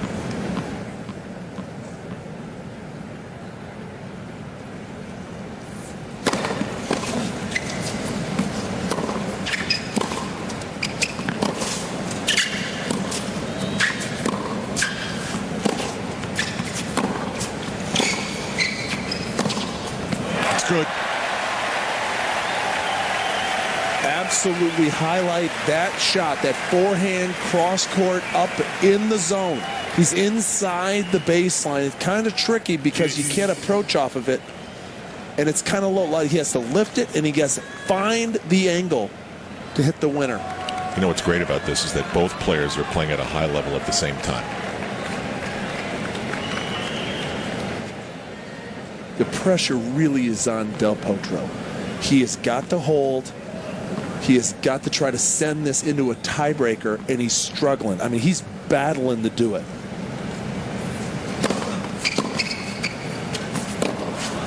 Boy, that's one of those moments. And it's good. And Del Potro just puts his hands up. Can't believe it. Well, let's watch. Oh, no, that's just the winner.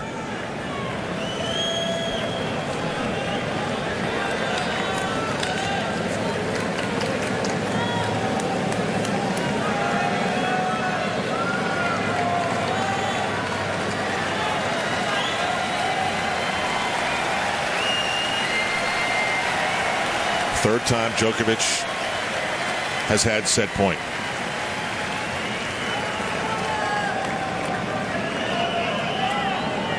Earlier today, a 5-set tiebreak marathon. Here, a big fat game marathon.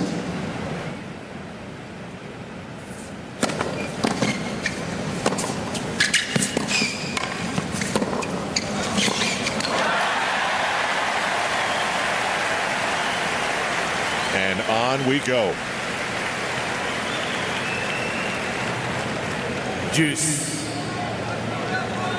And you can see both players just move and counter move. This is the attack. If I'm Del Potro, I continue to take advantage of that short ball. Look for an opportunity to move forward. Dare Djokovic to come up with a pass.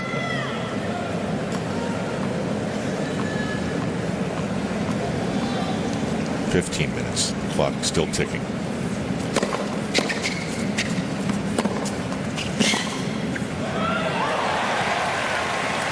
Advantage, Del Potro.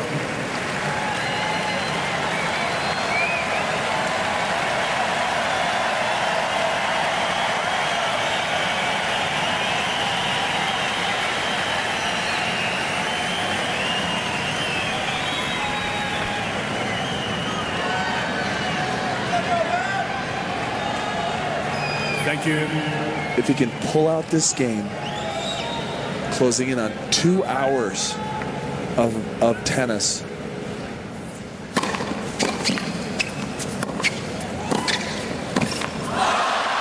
Oh, he just tried to be too cute. If he can just pull out this game, he grabs some type of momentum going into the tiebreaker. But here, when you get up to the net, the last thing you really want to do in a game where you're struggling to hold is try to finesse your way up there. You're up there. Hammer that volley cross court for a winner, or stick it to put Djokovic on a dead run. And I'll say this once again, this is where on-court coaching has got to really take place in our game. Think about boxing and other individual sports. They've got a corner. They've got people talking to them. Shakes it off and comes right back.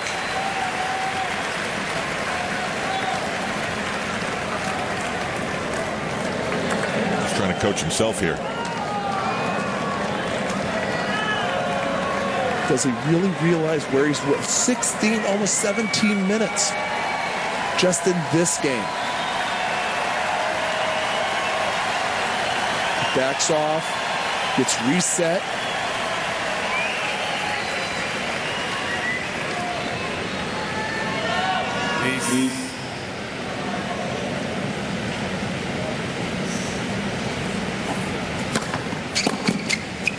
And it finally ends.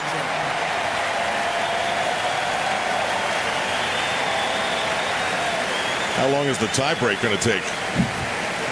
6 games all. Second set, tiebreak. So the same type of pressure that existed for those 17 minutes continues now. Receive one additional challenge. Del Potro, 21-14. Djokovic a winning tiebreak record as well. Thank you. Ready for play.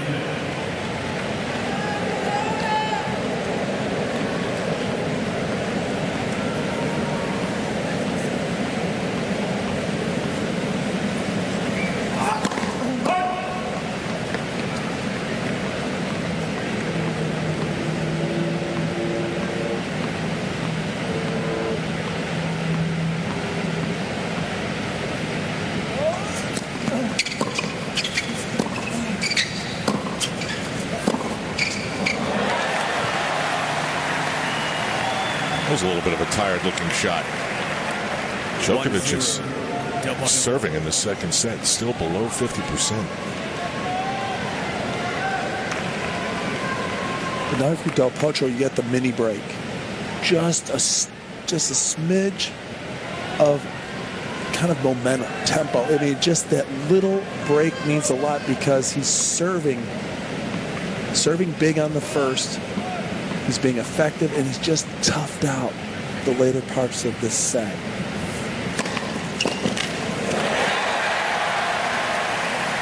That serve is such a difference maker. 2-0, Del Potro. In the set, he has won 76% of the points when he gets his first serve in, only 25% of the points when he has to hit a second serve.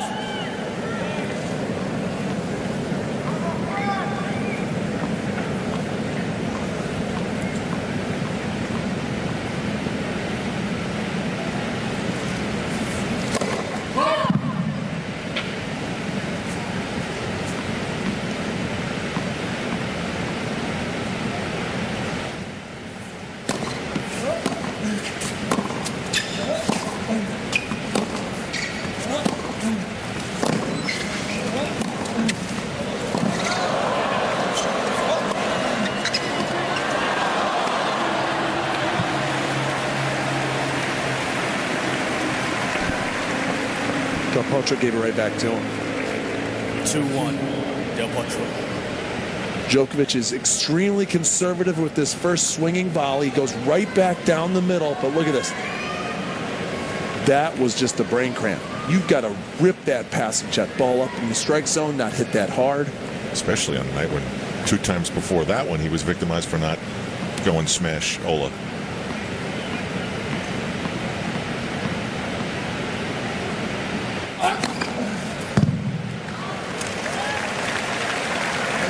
Long hesitation. Was that an ace? She caught it out. She did the challenge. She caught the serve out like that. She did the challenge. She caught it out. Djokovic challenging the call. I didn't hear a call out, did you? I did not. The ball's got out. It's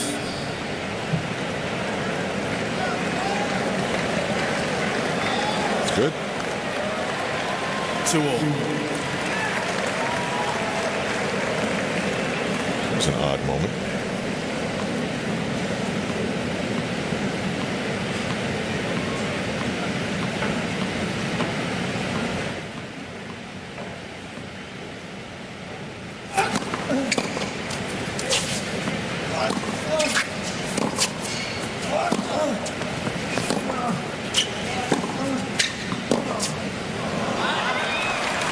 Djokovic up 3-2. 3-2, Djokovic.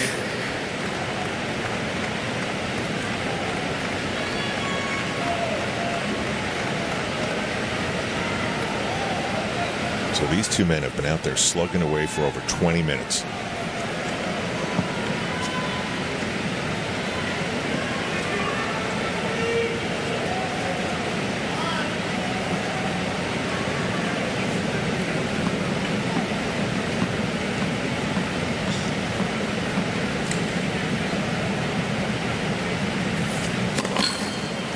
It's not that they haven't done this before, but I know in baseball, pitchers used to throwing 14 or 15 pitches in an inning. Once they go above that, weird things start happening.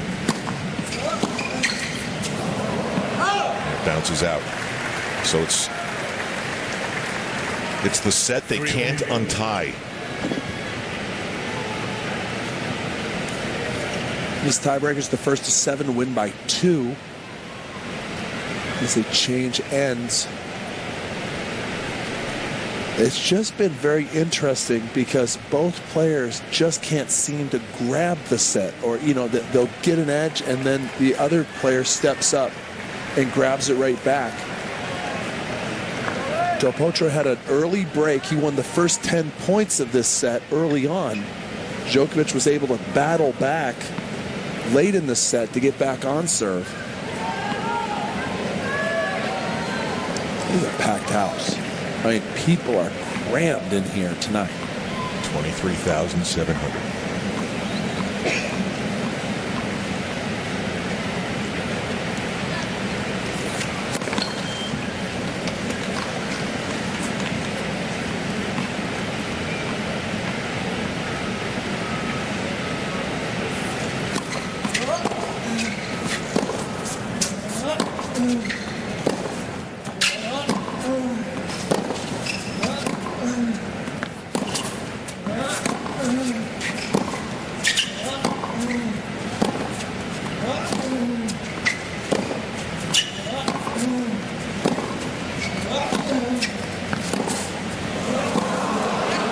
Djokovic challenging ball, right baseline.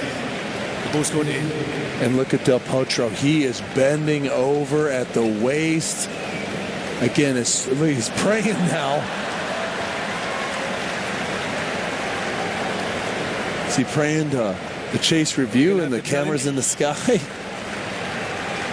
And out. The prayer is not answered. How many of those close reviews has Djokovic gotten in the last few games of this second set? Clean tiebreaker. He got that ace. Yeah. Was called out. He reviewed it. Ended up to be good. 2 hours and much more to come.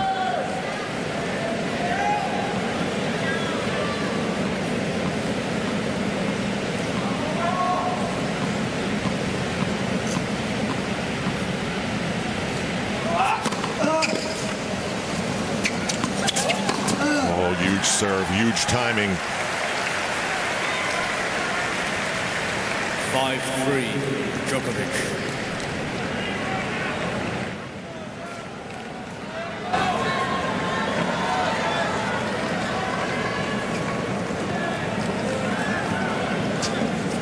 Chance here to give himself a really nice edge in this tiebreak.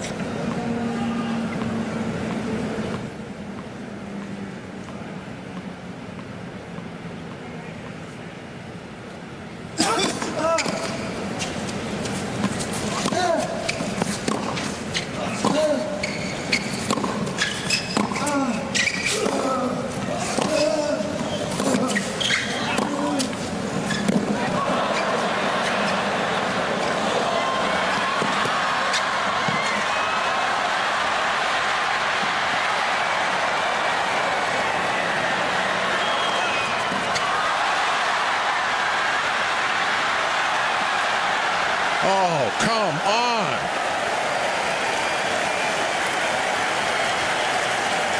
That deserves a standing ovation.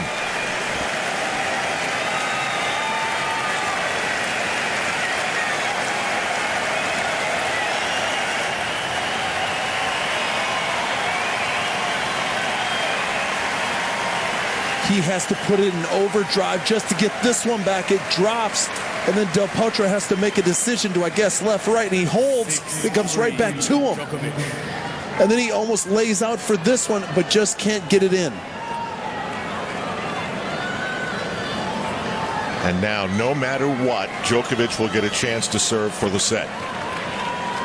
Wow, what a point.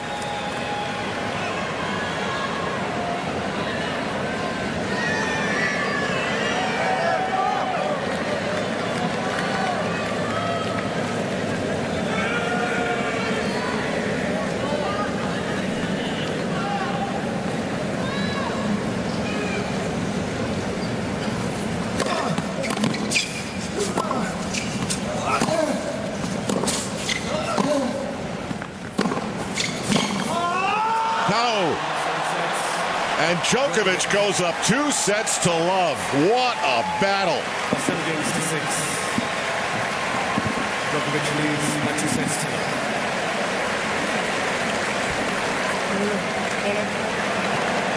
It is a remarkable day of tennis inside Arthur Ashe Stadium, already having seen one quarterfinal go the distance of 5 sets.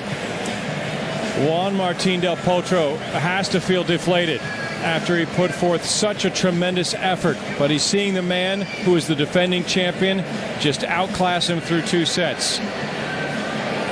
What an effort from both players. You wanted to be entertained. Are you not entertained? 27 minutes for the final 2 games of the second set as the Serbian finds himself with a 2-set-to-none lead.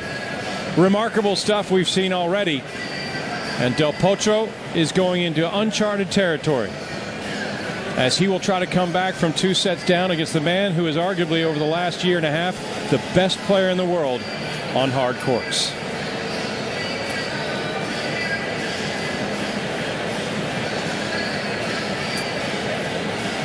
So Novak Djokovic in the driver's seat as he seeks another run to the Final Four here at the U.S. Open, and we might as well revisit what we've seen already. Splitting 2 meetings already this year, perhaps the anticipation not meeting the reality in the opening set. Djokovic dictating play, putting Del Potro on the move, just too good. Forehand working very well. Del Potro a bit listless, flat-footed. Djokovic taking advantage. Everything would go the Serbian's way opening frame, but Del Potro, 2009 champion. Remember, he beat Rafael Nadal in the semis, Roger Federer in the final. He has a lot of fight. After coming back from the wrist surgery 2 years ago, it's great to see Del Potro back in that top form. But maybe, just maybe, Novak Djokovic is dialed in, and he is unbeatable. Delpo putting up that fight, getting the crowd into it. He would push back, and a second set tiebreak seemed inevitable.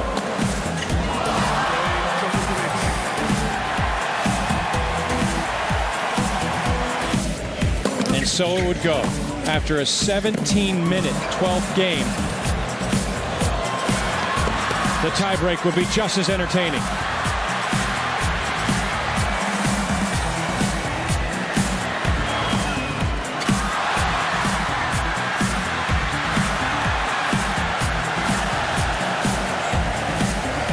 Shades of 2011 for Novak Djokovic, and Juan Martín del Potro trying everything.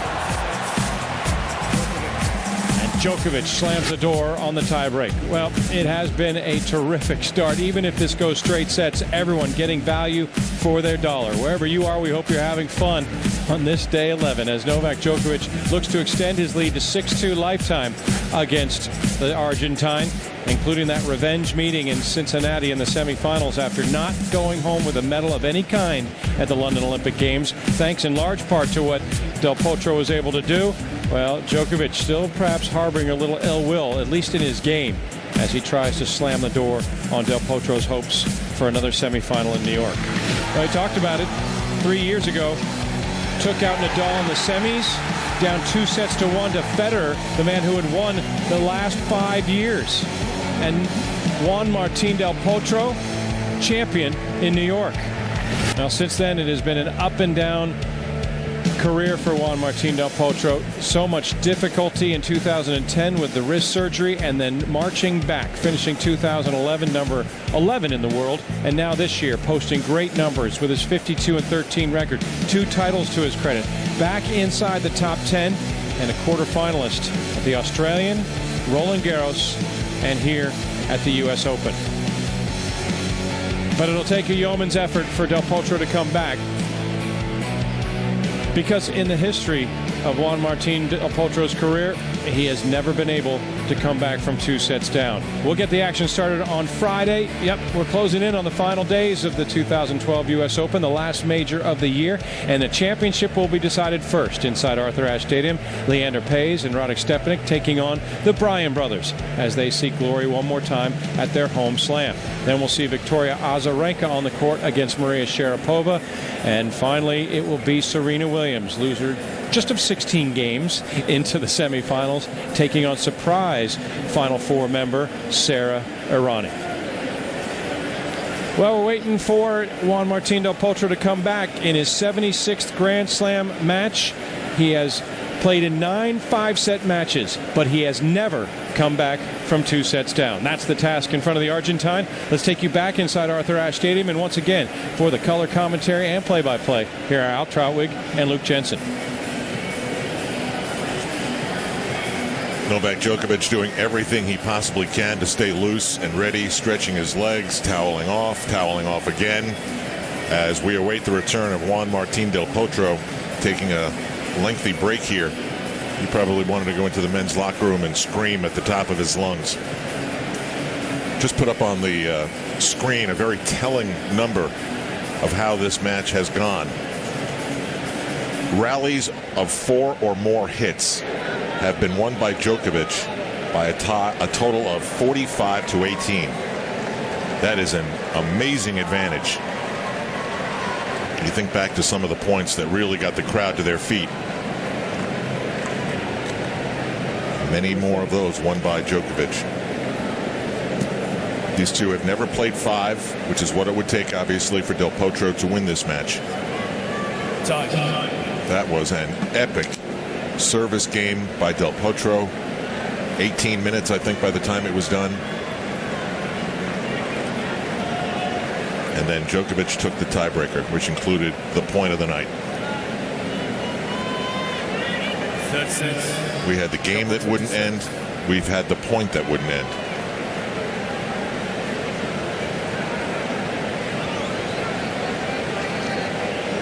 So everyone catching their breath.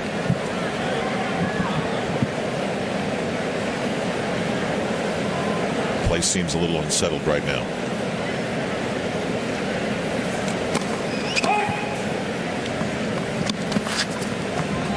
Getting that first serve in has been a major story for Del Potro. And he starts it off with the double.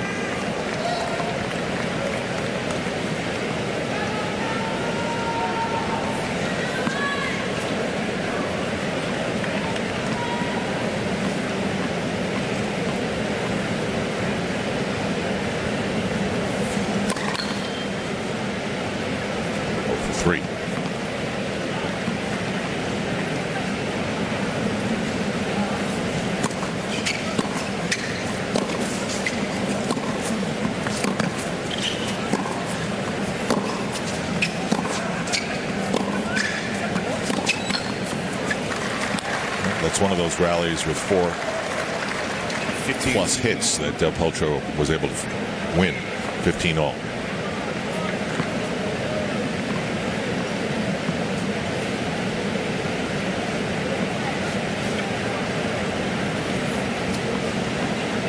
Along the way in that second set, Djokovic lost his game a little bit, but he found a way.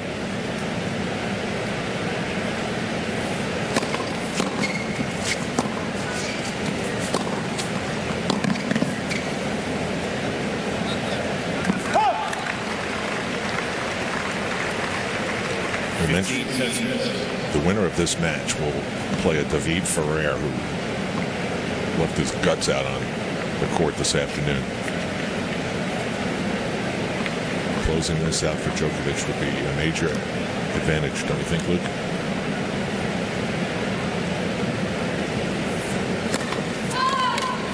There's no doubt you're talking about time on court. What did the second set take out of both players, physically and emotionally?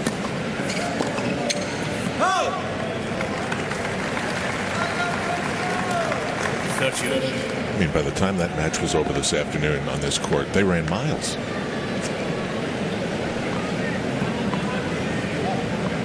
Hitting balls while they ran. 30 all.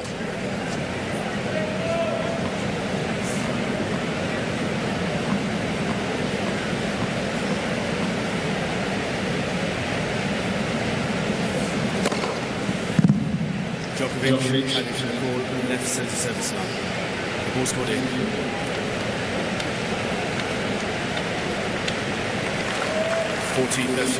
Can't believe he did that with a second serve.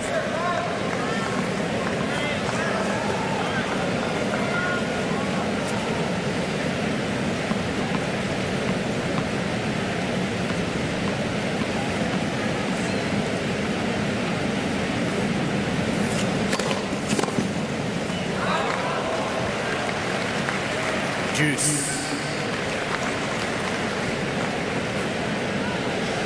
Del Potro, once that ball hit the ground, and he didn't take a step toward it. Put his head down and just walked away, shaking.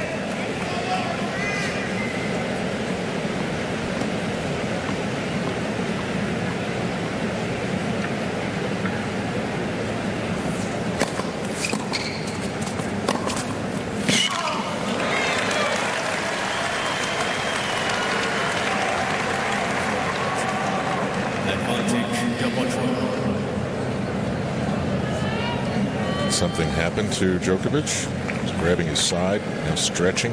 When he took his shirt off after the second set, while Del Potro was in the locker room changing, he had the back of his right shoulder taped with a number of like bandages. You see the athletes now. Kinesiology tape. Yeah, exactly.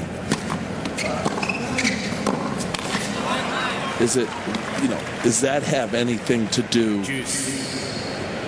Well, everybody's got something at this point. Look at now but that's not on his shoulder. This really on his left side. He's just trying to stretch it out.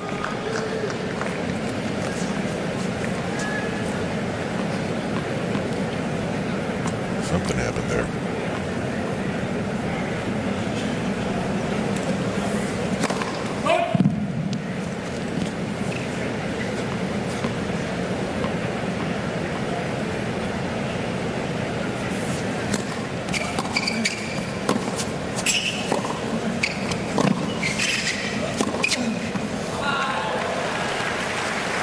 Del Potro's so good at getting that shot that Djokovic buries in the corner. Advantage, Djokovic. That time Djokovic went for 2 in a row.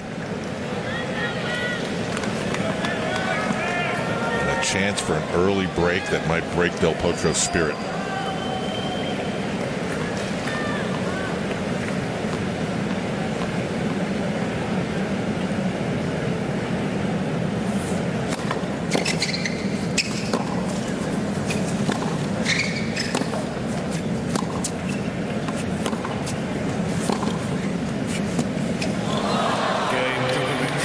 And there it is.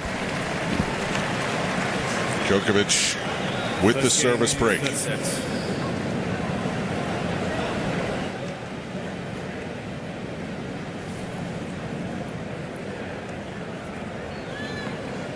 So cool for those fans to be this close. Here are your set 2 stats.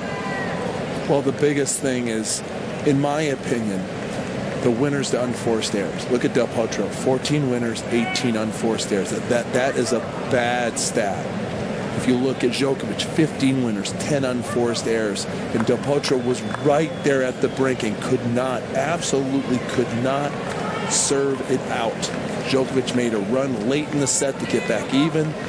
And then that tiebreaker was so close. It was 3-all, and Djokovic kind of put it away. How about Del Potro's had only 1 break point opportunity in the match?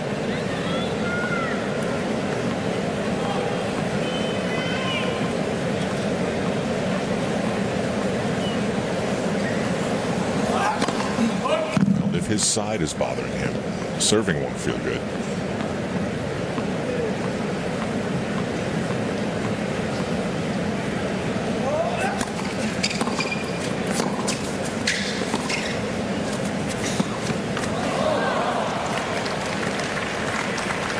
Love the team.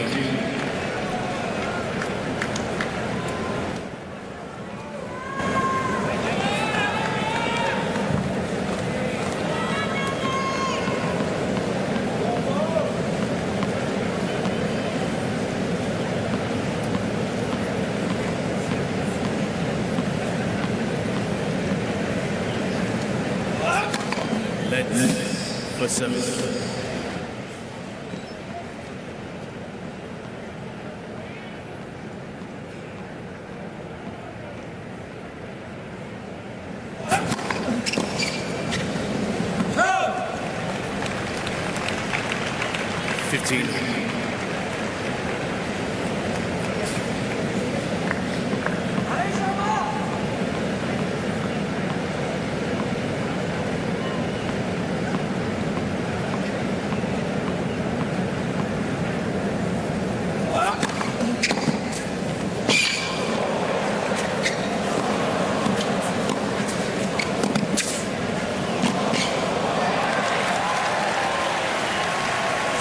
impressive by Del Potro. It always takes time after an exciting set like that for the building to re-energize.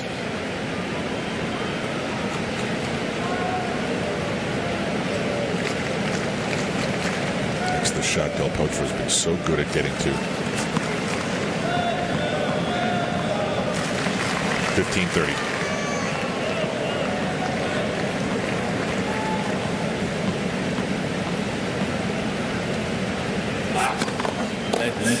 For 7-7.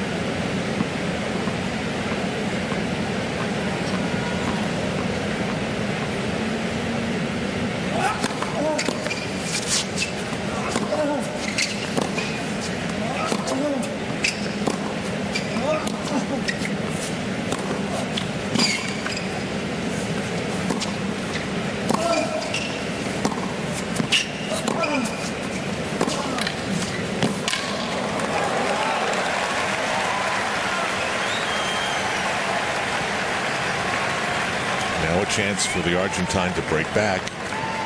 30-14.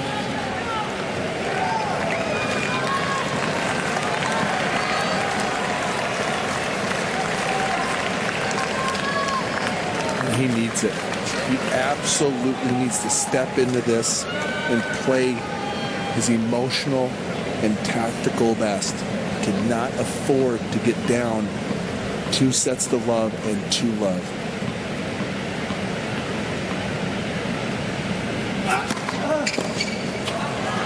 And you just get the feeling that his U.S. Open, Del Potro's U.S. Open, is kind of slipping away. That tiebreaker was just that pinnacle where he just couldn't find enough weapons from his ground stroke game and his serves to get through that and tied up at a set apiece.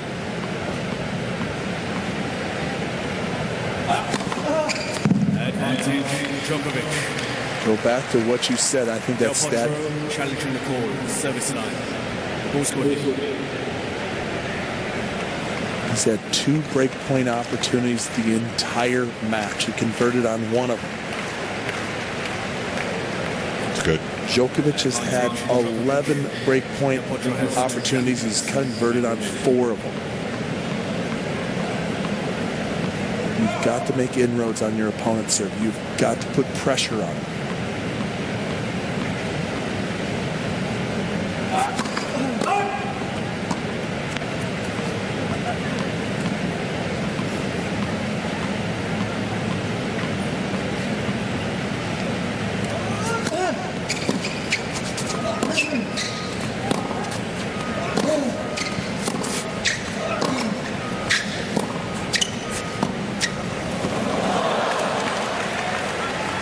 Twice in this game, Djokovic has made that play. Juice. And twice it failed.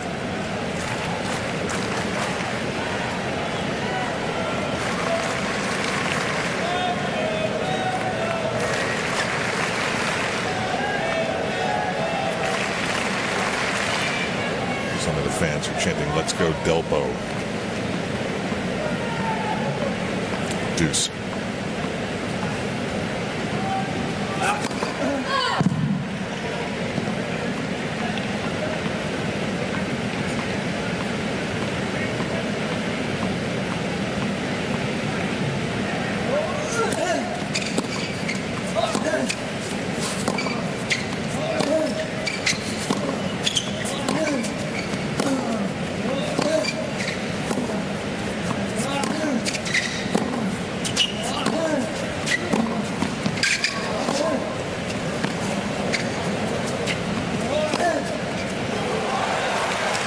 All these games lately have been epic. I mean, when was the last time anybody went 4 and out?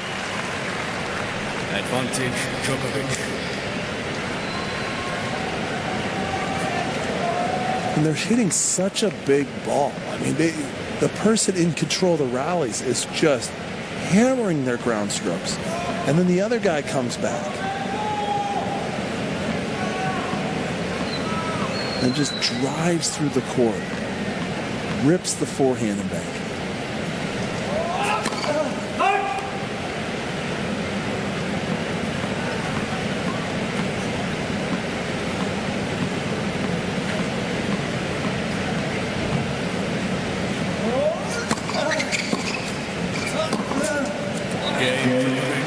Del Potro just froze the moment Djokovic unleashed it. So he holds serve to take a 2-love lead in the third. When was the last time Del Potro had an ace, Luke? Jeez. It's been a long time. He had 3 in the opening game of the match. Right. That was over 2 hours and 25 minutes ago. And since then, only 4 aces since his opening game. And he barely won that one. That was just a battle. And now you're kind of looking at the match. This game right here for Del Potro, he has got to kind of suck it up. 15. And once again, Djokovic grabs at his side. Well, if you're David Ferrer, you're kind of looking at that like, okay, now we're kind of maybe going in dinged up. And you're rooting for Del Potro to stretch this out for a few more hours. I'd be shocked if Ferrer's head wasn't on a pillow right now.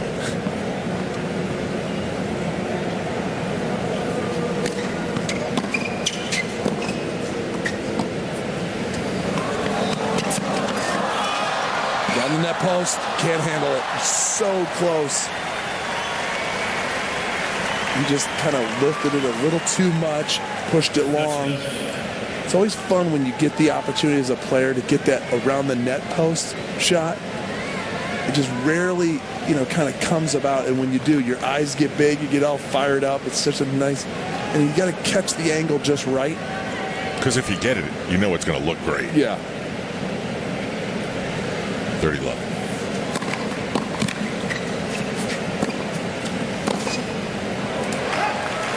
Here's your 4 and out. 40 love.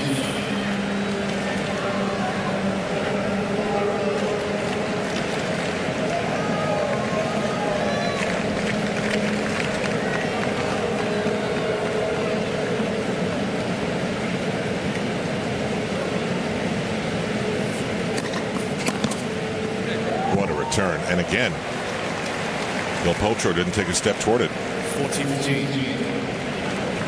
Very flat, powerful return.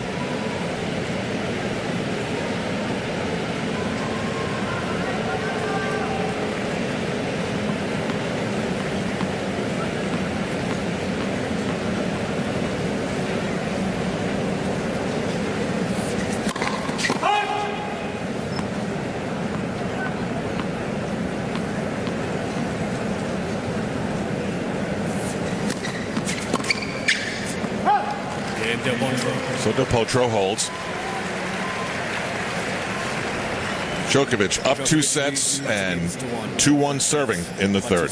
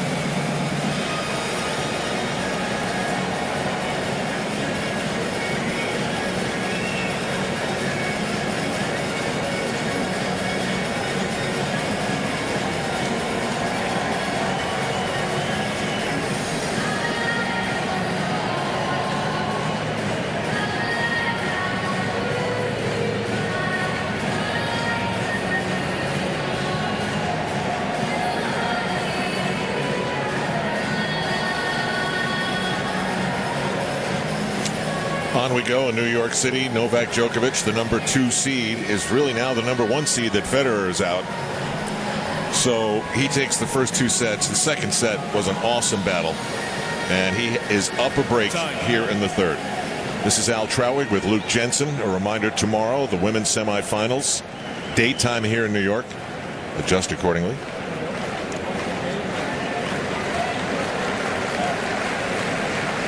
There was a massive exodus at the end of the second set. A massive return to the seats here in Arthur Ashe Stadium during the changeover.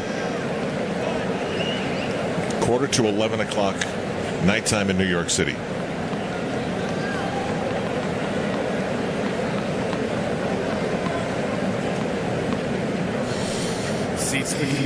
And no one's leaving. I mean, they keep filing down. The match has been so dramatic, entertaining, explosive, defensive, offensive, trick shots.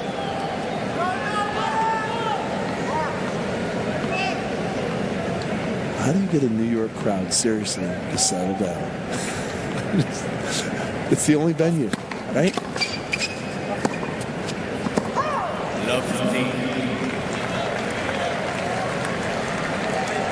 Chair umpire says, settle down, seats please, and collectively the crowd says, yeah, right, buddy.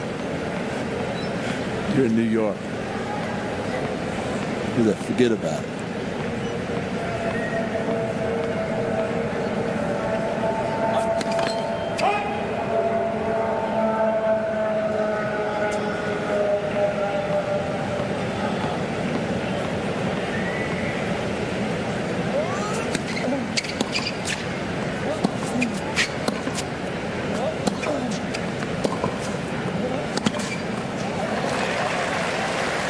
And here's your look for Del Potro. Love 30. You're down 2 sets to love and a break early in the third.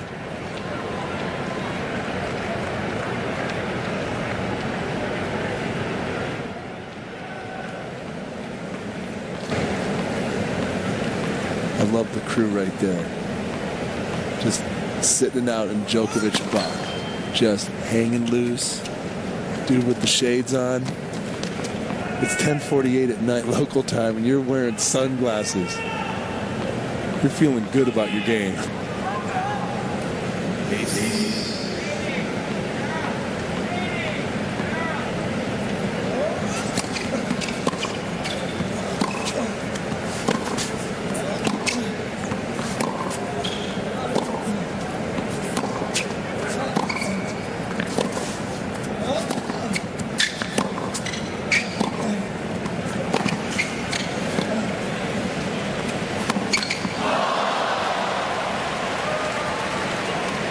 That could have been such a big point for Del Potro. A huge swing in momentum.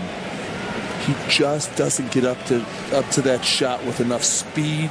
He's got to sprint up to that ball and really take care of business. Instead, he kind of lets Djokovic off the hook.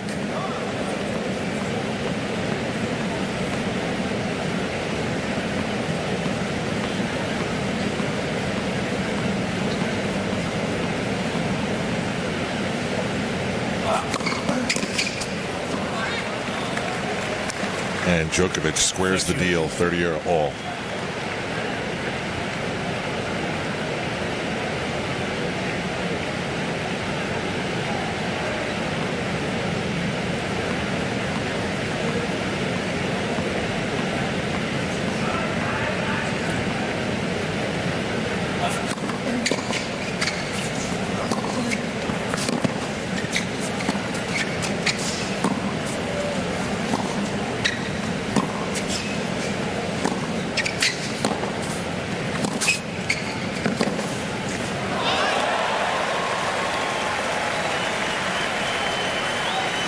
Well, the door was slightly ajar. 30-14.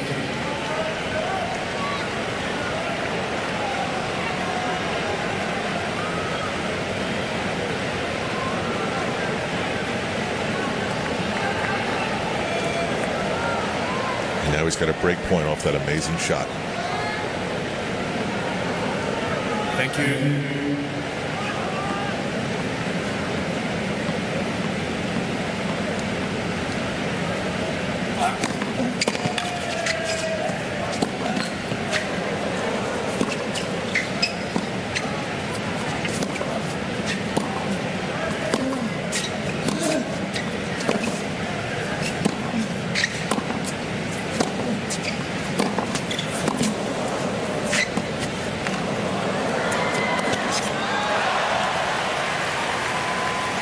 Can you believe on a break point he went to that? He rips a forehand cross. Look at this. He hammers this. Now, why not do this again? Just stay with it. He completely checks out. Now, remember, where you play the drop shot is when you're inside your baseline. Now, Djokovic is behind his baseline, but it's usually off a softer, shorter shot. Djokovic hit a nice deep reply right into the backhand of Del Potro. A massive missed opportunity.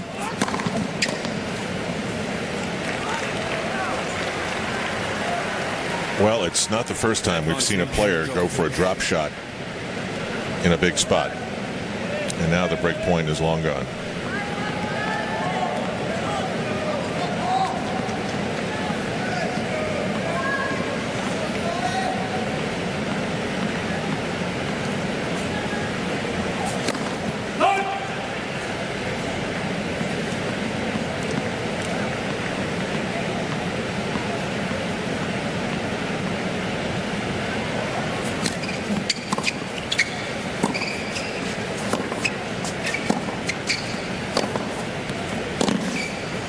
It's good. And now that door of opportunity is slammed shut for now. 3-1 Djokovic. The angle of that. Leads by 3-1, third set.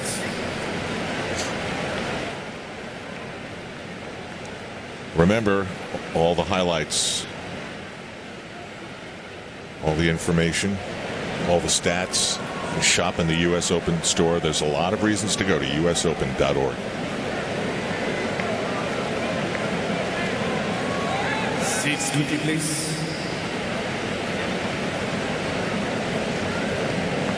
It's John Isner who went in a very strange circumstance for a drop shot in his match.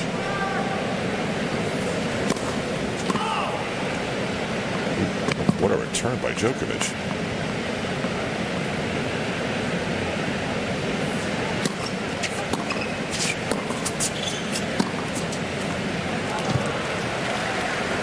Unbelievable shot by Djokovic, and I have to say again, for the third or fourth time, not a lot of spirit in Del Potro to even try to get a racket down there. He's got like these moments, doesn't he, where he'll start trying and then he kind of falls off the pace like right there, and then he'll come back and hit a big shot. Watch his big serve. There's an ace. But to me, boy, you never see that from a Connors. You would never see that, from a Sampras, and who was kind of quiet in the way he approached it. No loose points. A Nadal.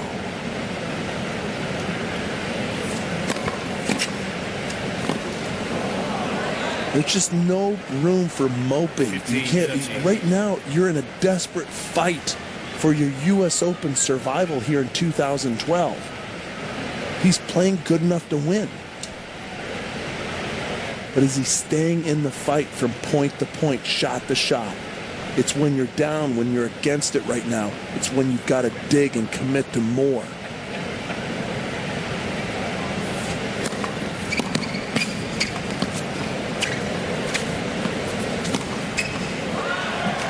I don't quite understand what's going on here. 15-14. The return from Djokovic was just a little flick. Watch this. And he's got to make a run for it. I mean, try. Don't just stand there. Djokovic isn't going to hit it right back down the middle. He's tracked down some unbelievably buried shots in that corner. He's got the agility. He's got the speed. Now on double break point, he goes to a second serve.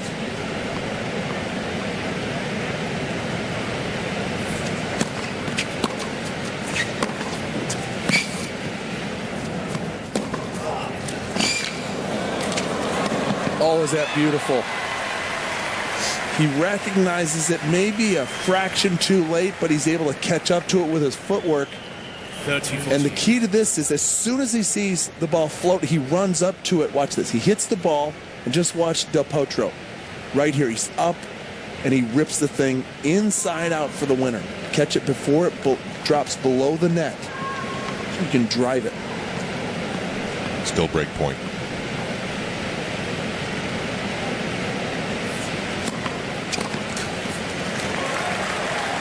Well, he's still in it. Juice.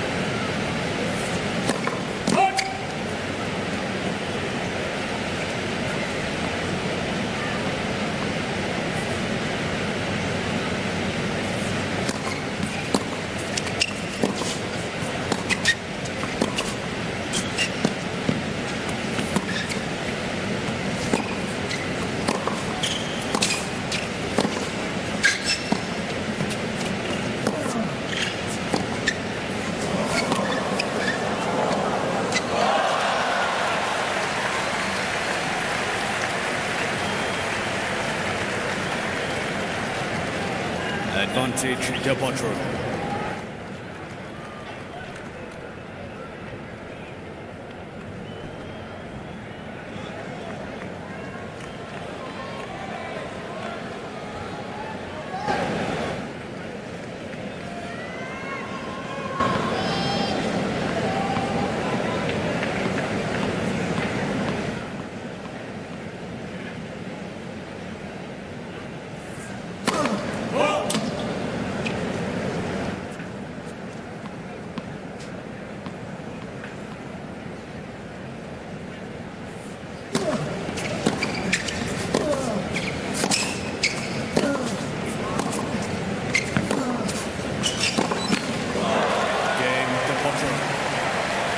Some low moments in that game, but Del Potro finds a way to hold serve. Djokovic, 3-2 in the third in a couple of minutes. That's about 2 sets to love.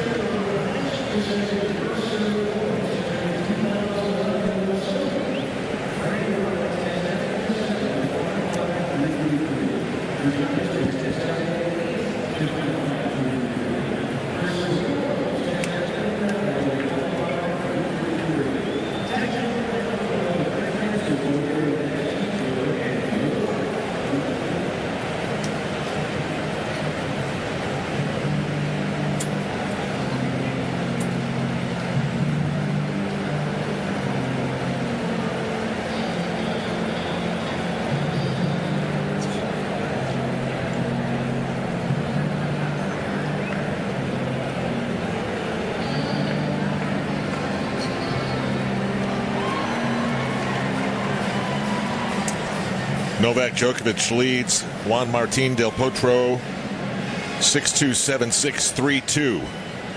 These two men in this quarterfinal match have played 2 hours and 41 minutes. The second set ended in epic fashion. To hold serve, Del Potro was out there for 18 minutes and then the tiebreak. And some crazy moments there.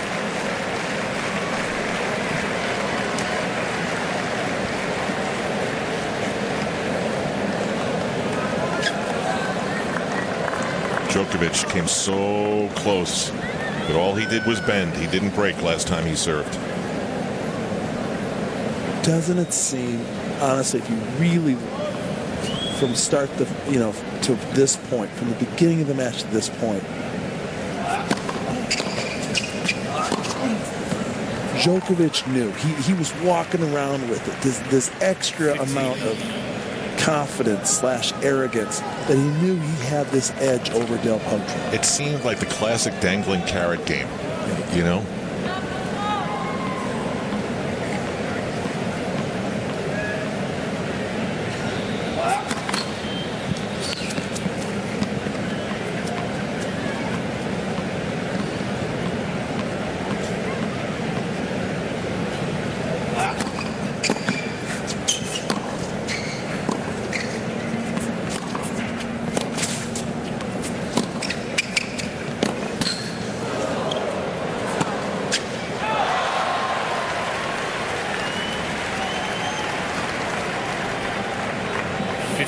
And there's the carrot once again.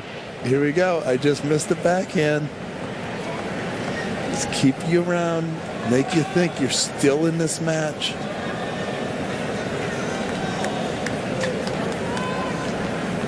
That is one of those cliched phrases that has stood the test of time. I have never seen a horse with a carrot dangling in front of it.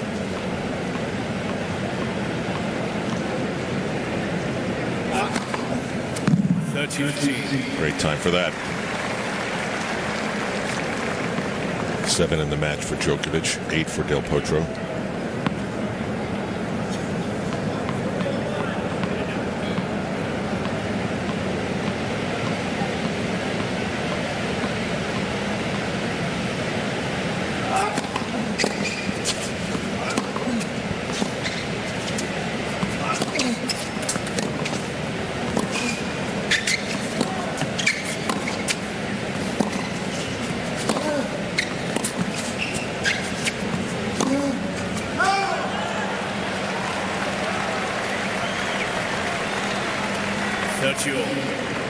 Djokovic has been winning most of those long rallies. It's 30-all. One of the more strange numbers on the stat sheet right now is that Del Potro does not have a single backhand winner in the match. Not one.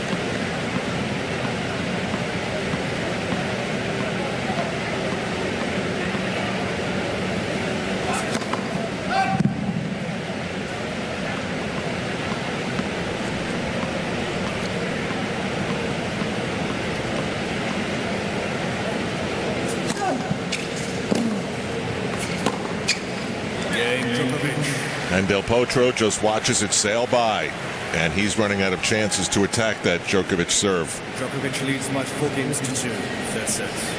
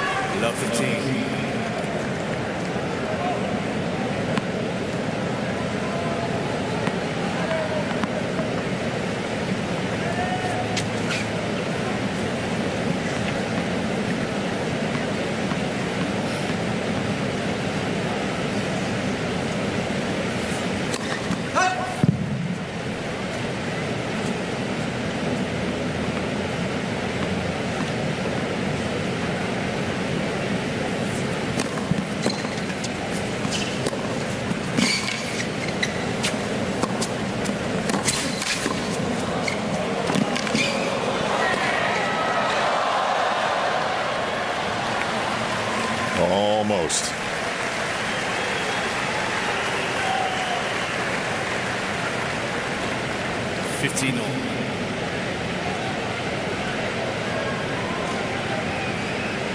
He's trying everything to throw. Look at it. He's even going right back at him. That was honestly more like a cheap shot. He knew Djokovic was completely out of the point. And now he's taking shots at him. That's a little bit more of the kind of that frustration.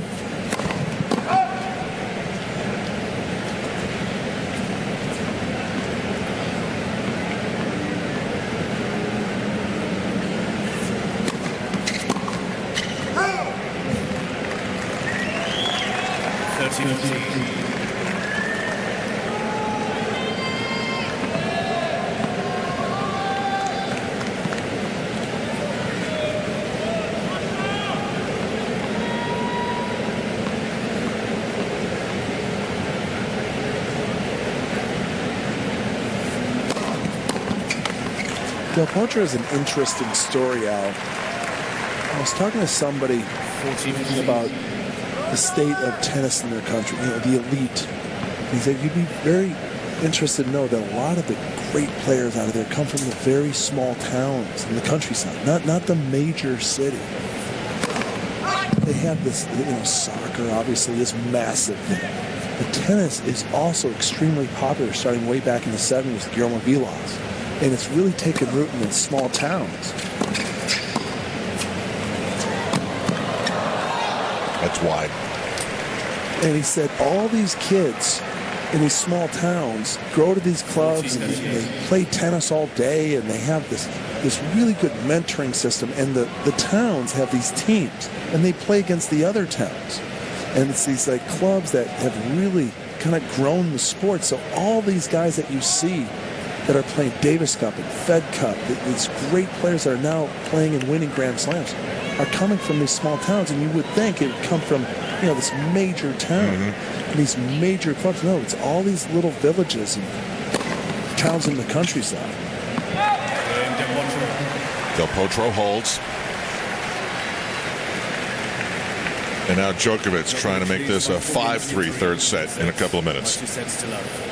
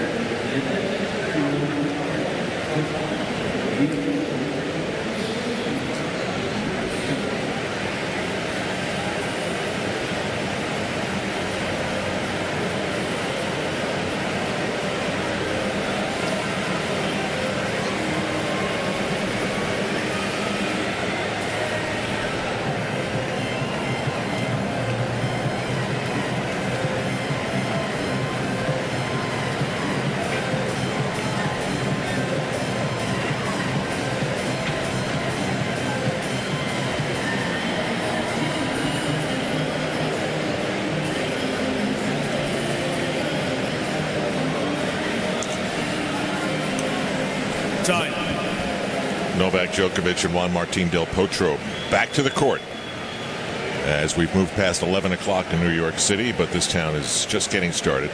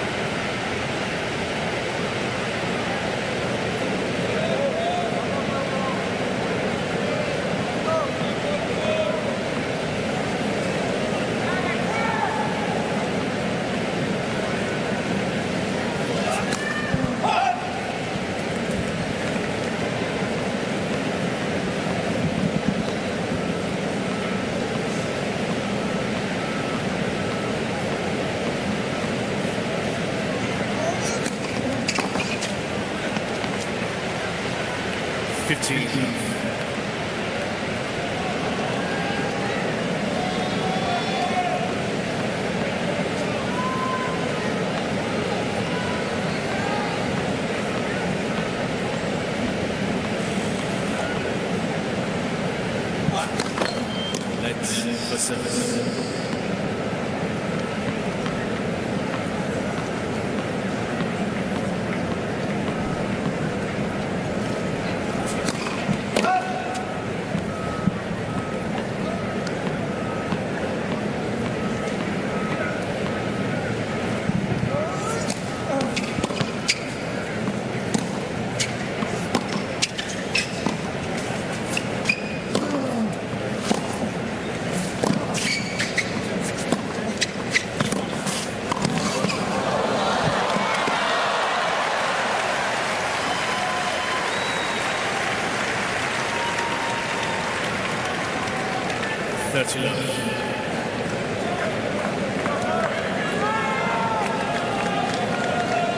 There's the approach to the net. Look at the lunge just to be able to get a racket on the ball. And see, the biggest thing there is you notice how he keeps the racket head up, and then when he makes contact, he just drops it underneath the contact point just to take a little pace off and add some underspin.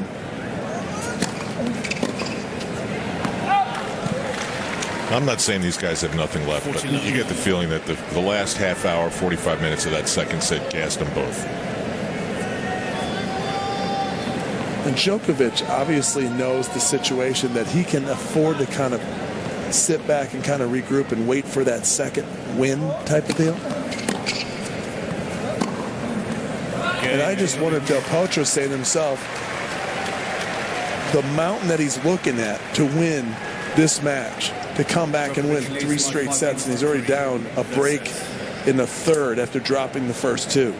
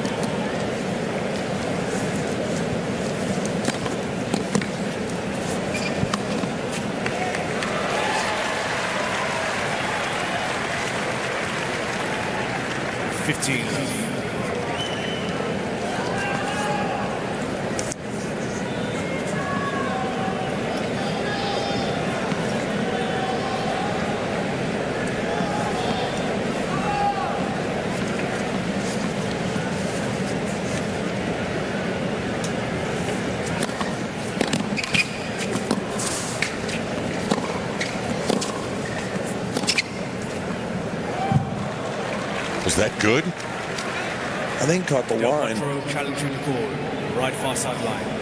The ball's good in. Of course, he was the closest to the ball. Let's see if he got one finally near the end here. Nope. Yes. Is that the first one he's won all night? It's been a long time. 30 love.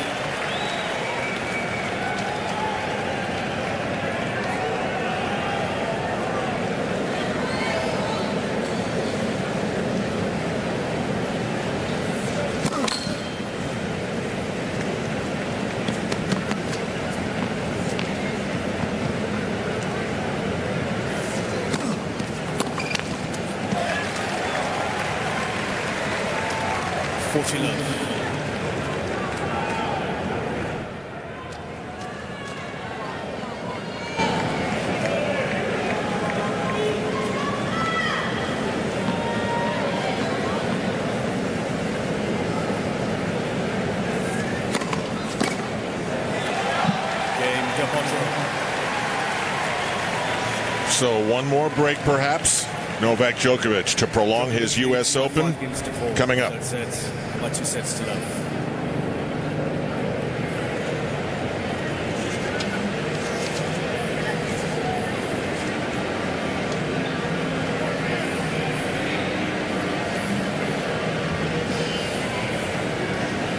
Boy, what a physical match. I mean, up to 3 hours now of just battling.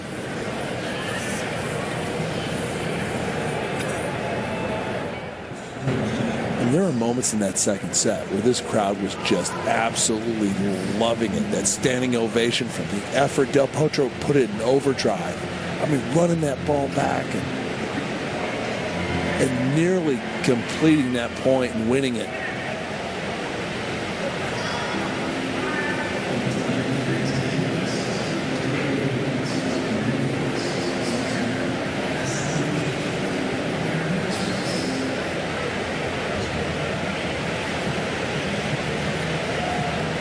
Can Juan Martín del Potro, a U.S. Open champion, find a way to summon up one last surge of resistance? Or does Novak Djokovic prolong his U.S. Open and end the Argentines? The second set was clearly the best set of the match. The first set was an odd one for Del Potro. He didn't seem committed to any sort of a game plan. Wasn't going for big shots, and as a result, Djokovic rolled 6-2. But in the second set, Djokovic struggled early.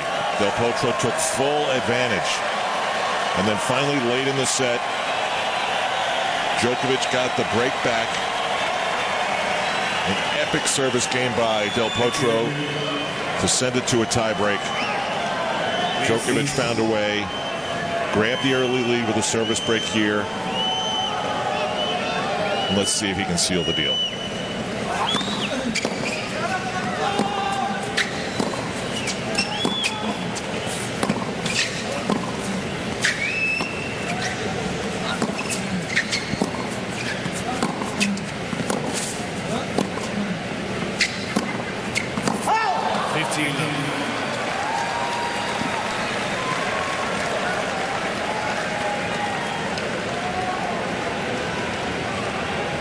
And I just keep going back to that bronze medal match between these two.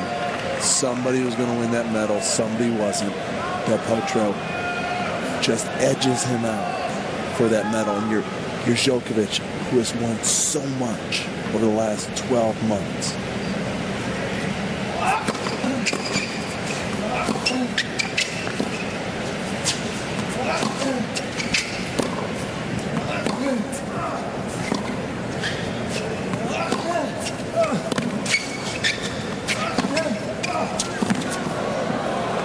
And you leave that London Games with nothing.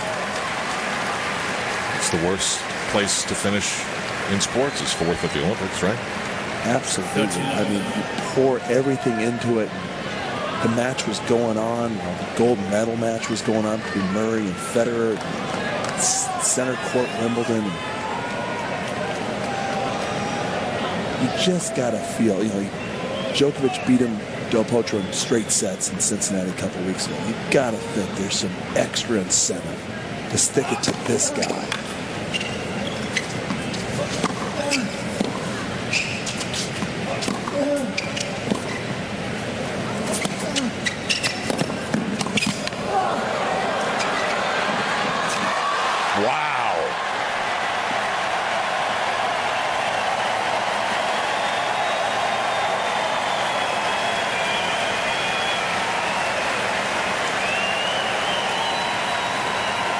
Memories of Connors in '91, running backhand, ripping the pass, and then getting up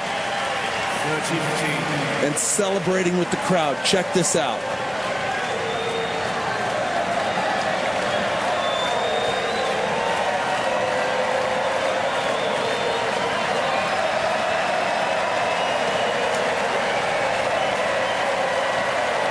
Thank you. That shot's going to make a lot of highlight packages, and it's going to confuse a lot of people. Please. Thank you. Thank you.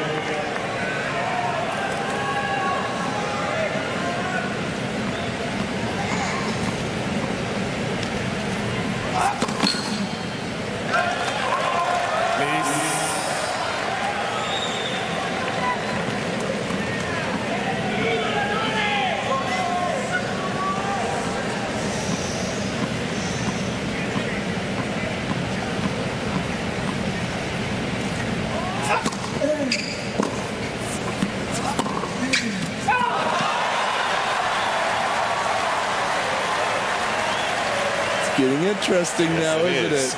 Don't you?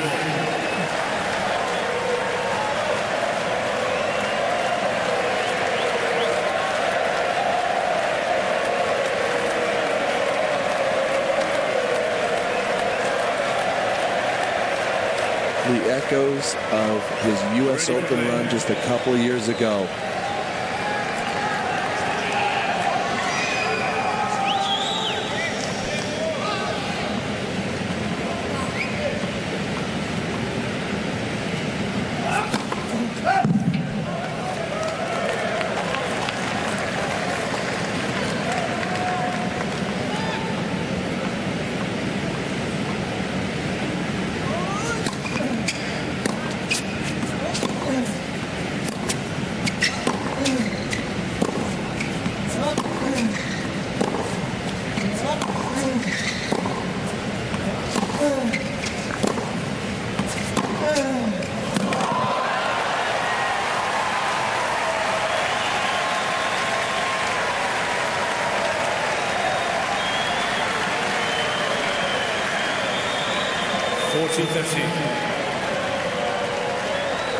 There's your favorite backhand up the line, baby. Not since Andre Agassi has anyone owned that shot better at the highest levels of the game. It is match point at the U.S. Open for Novak Djokovic.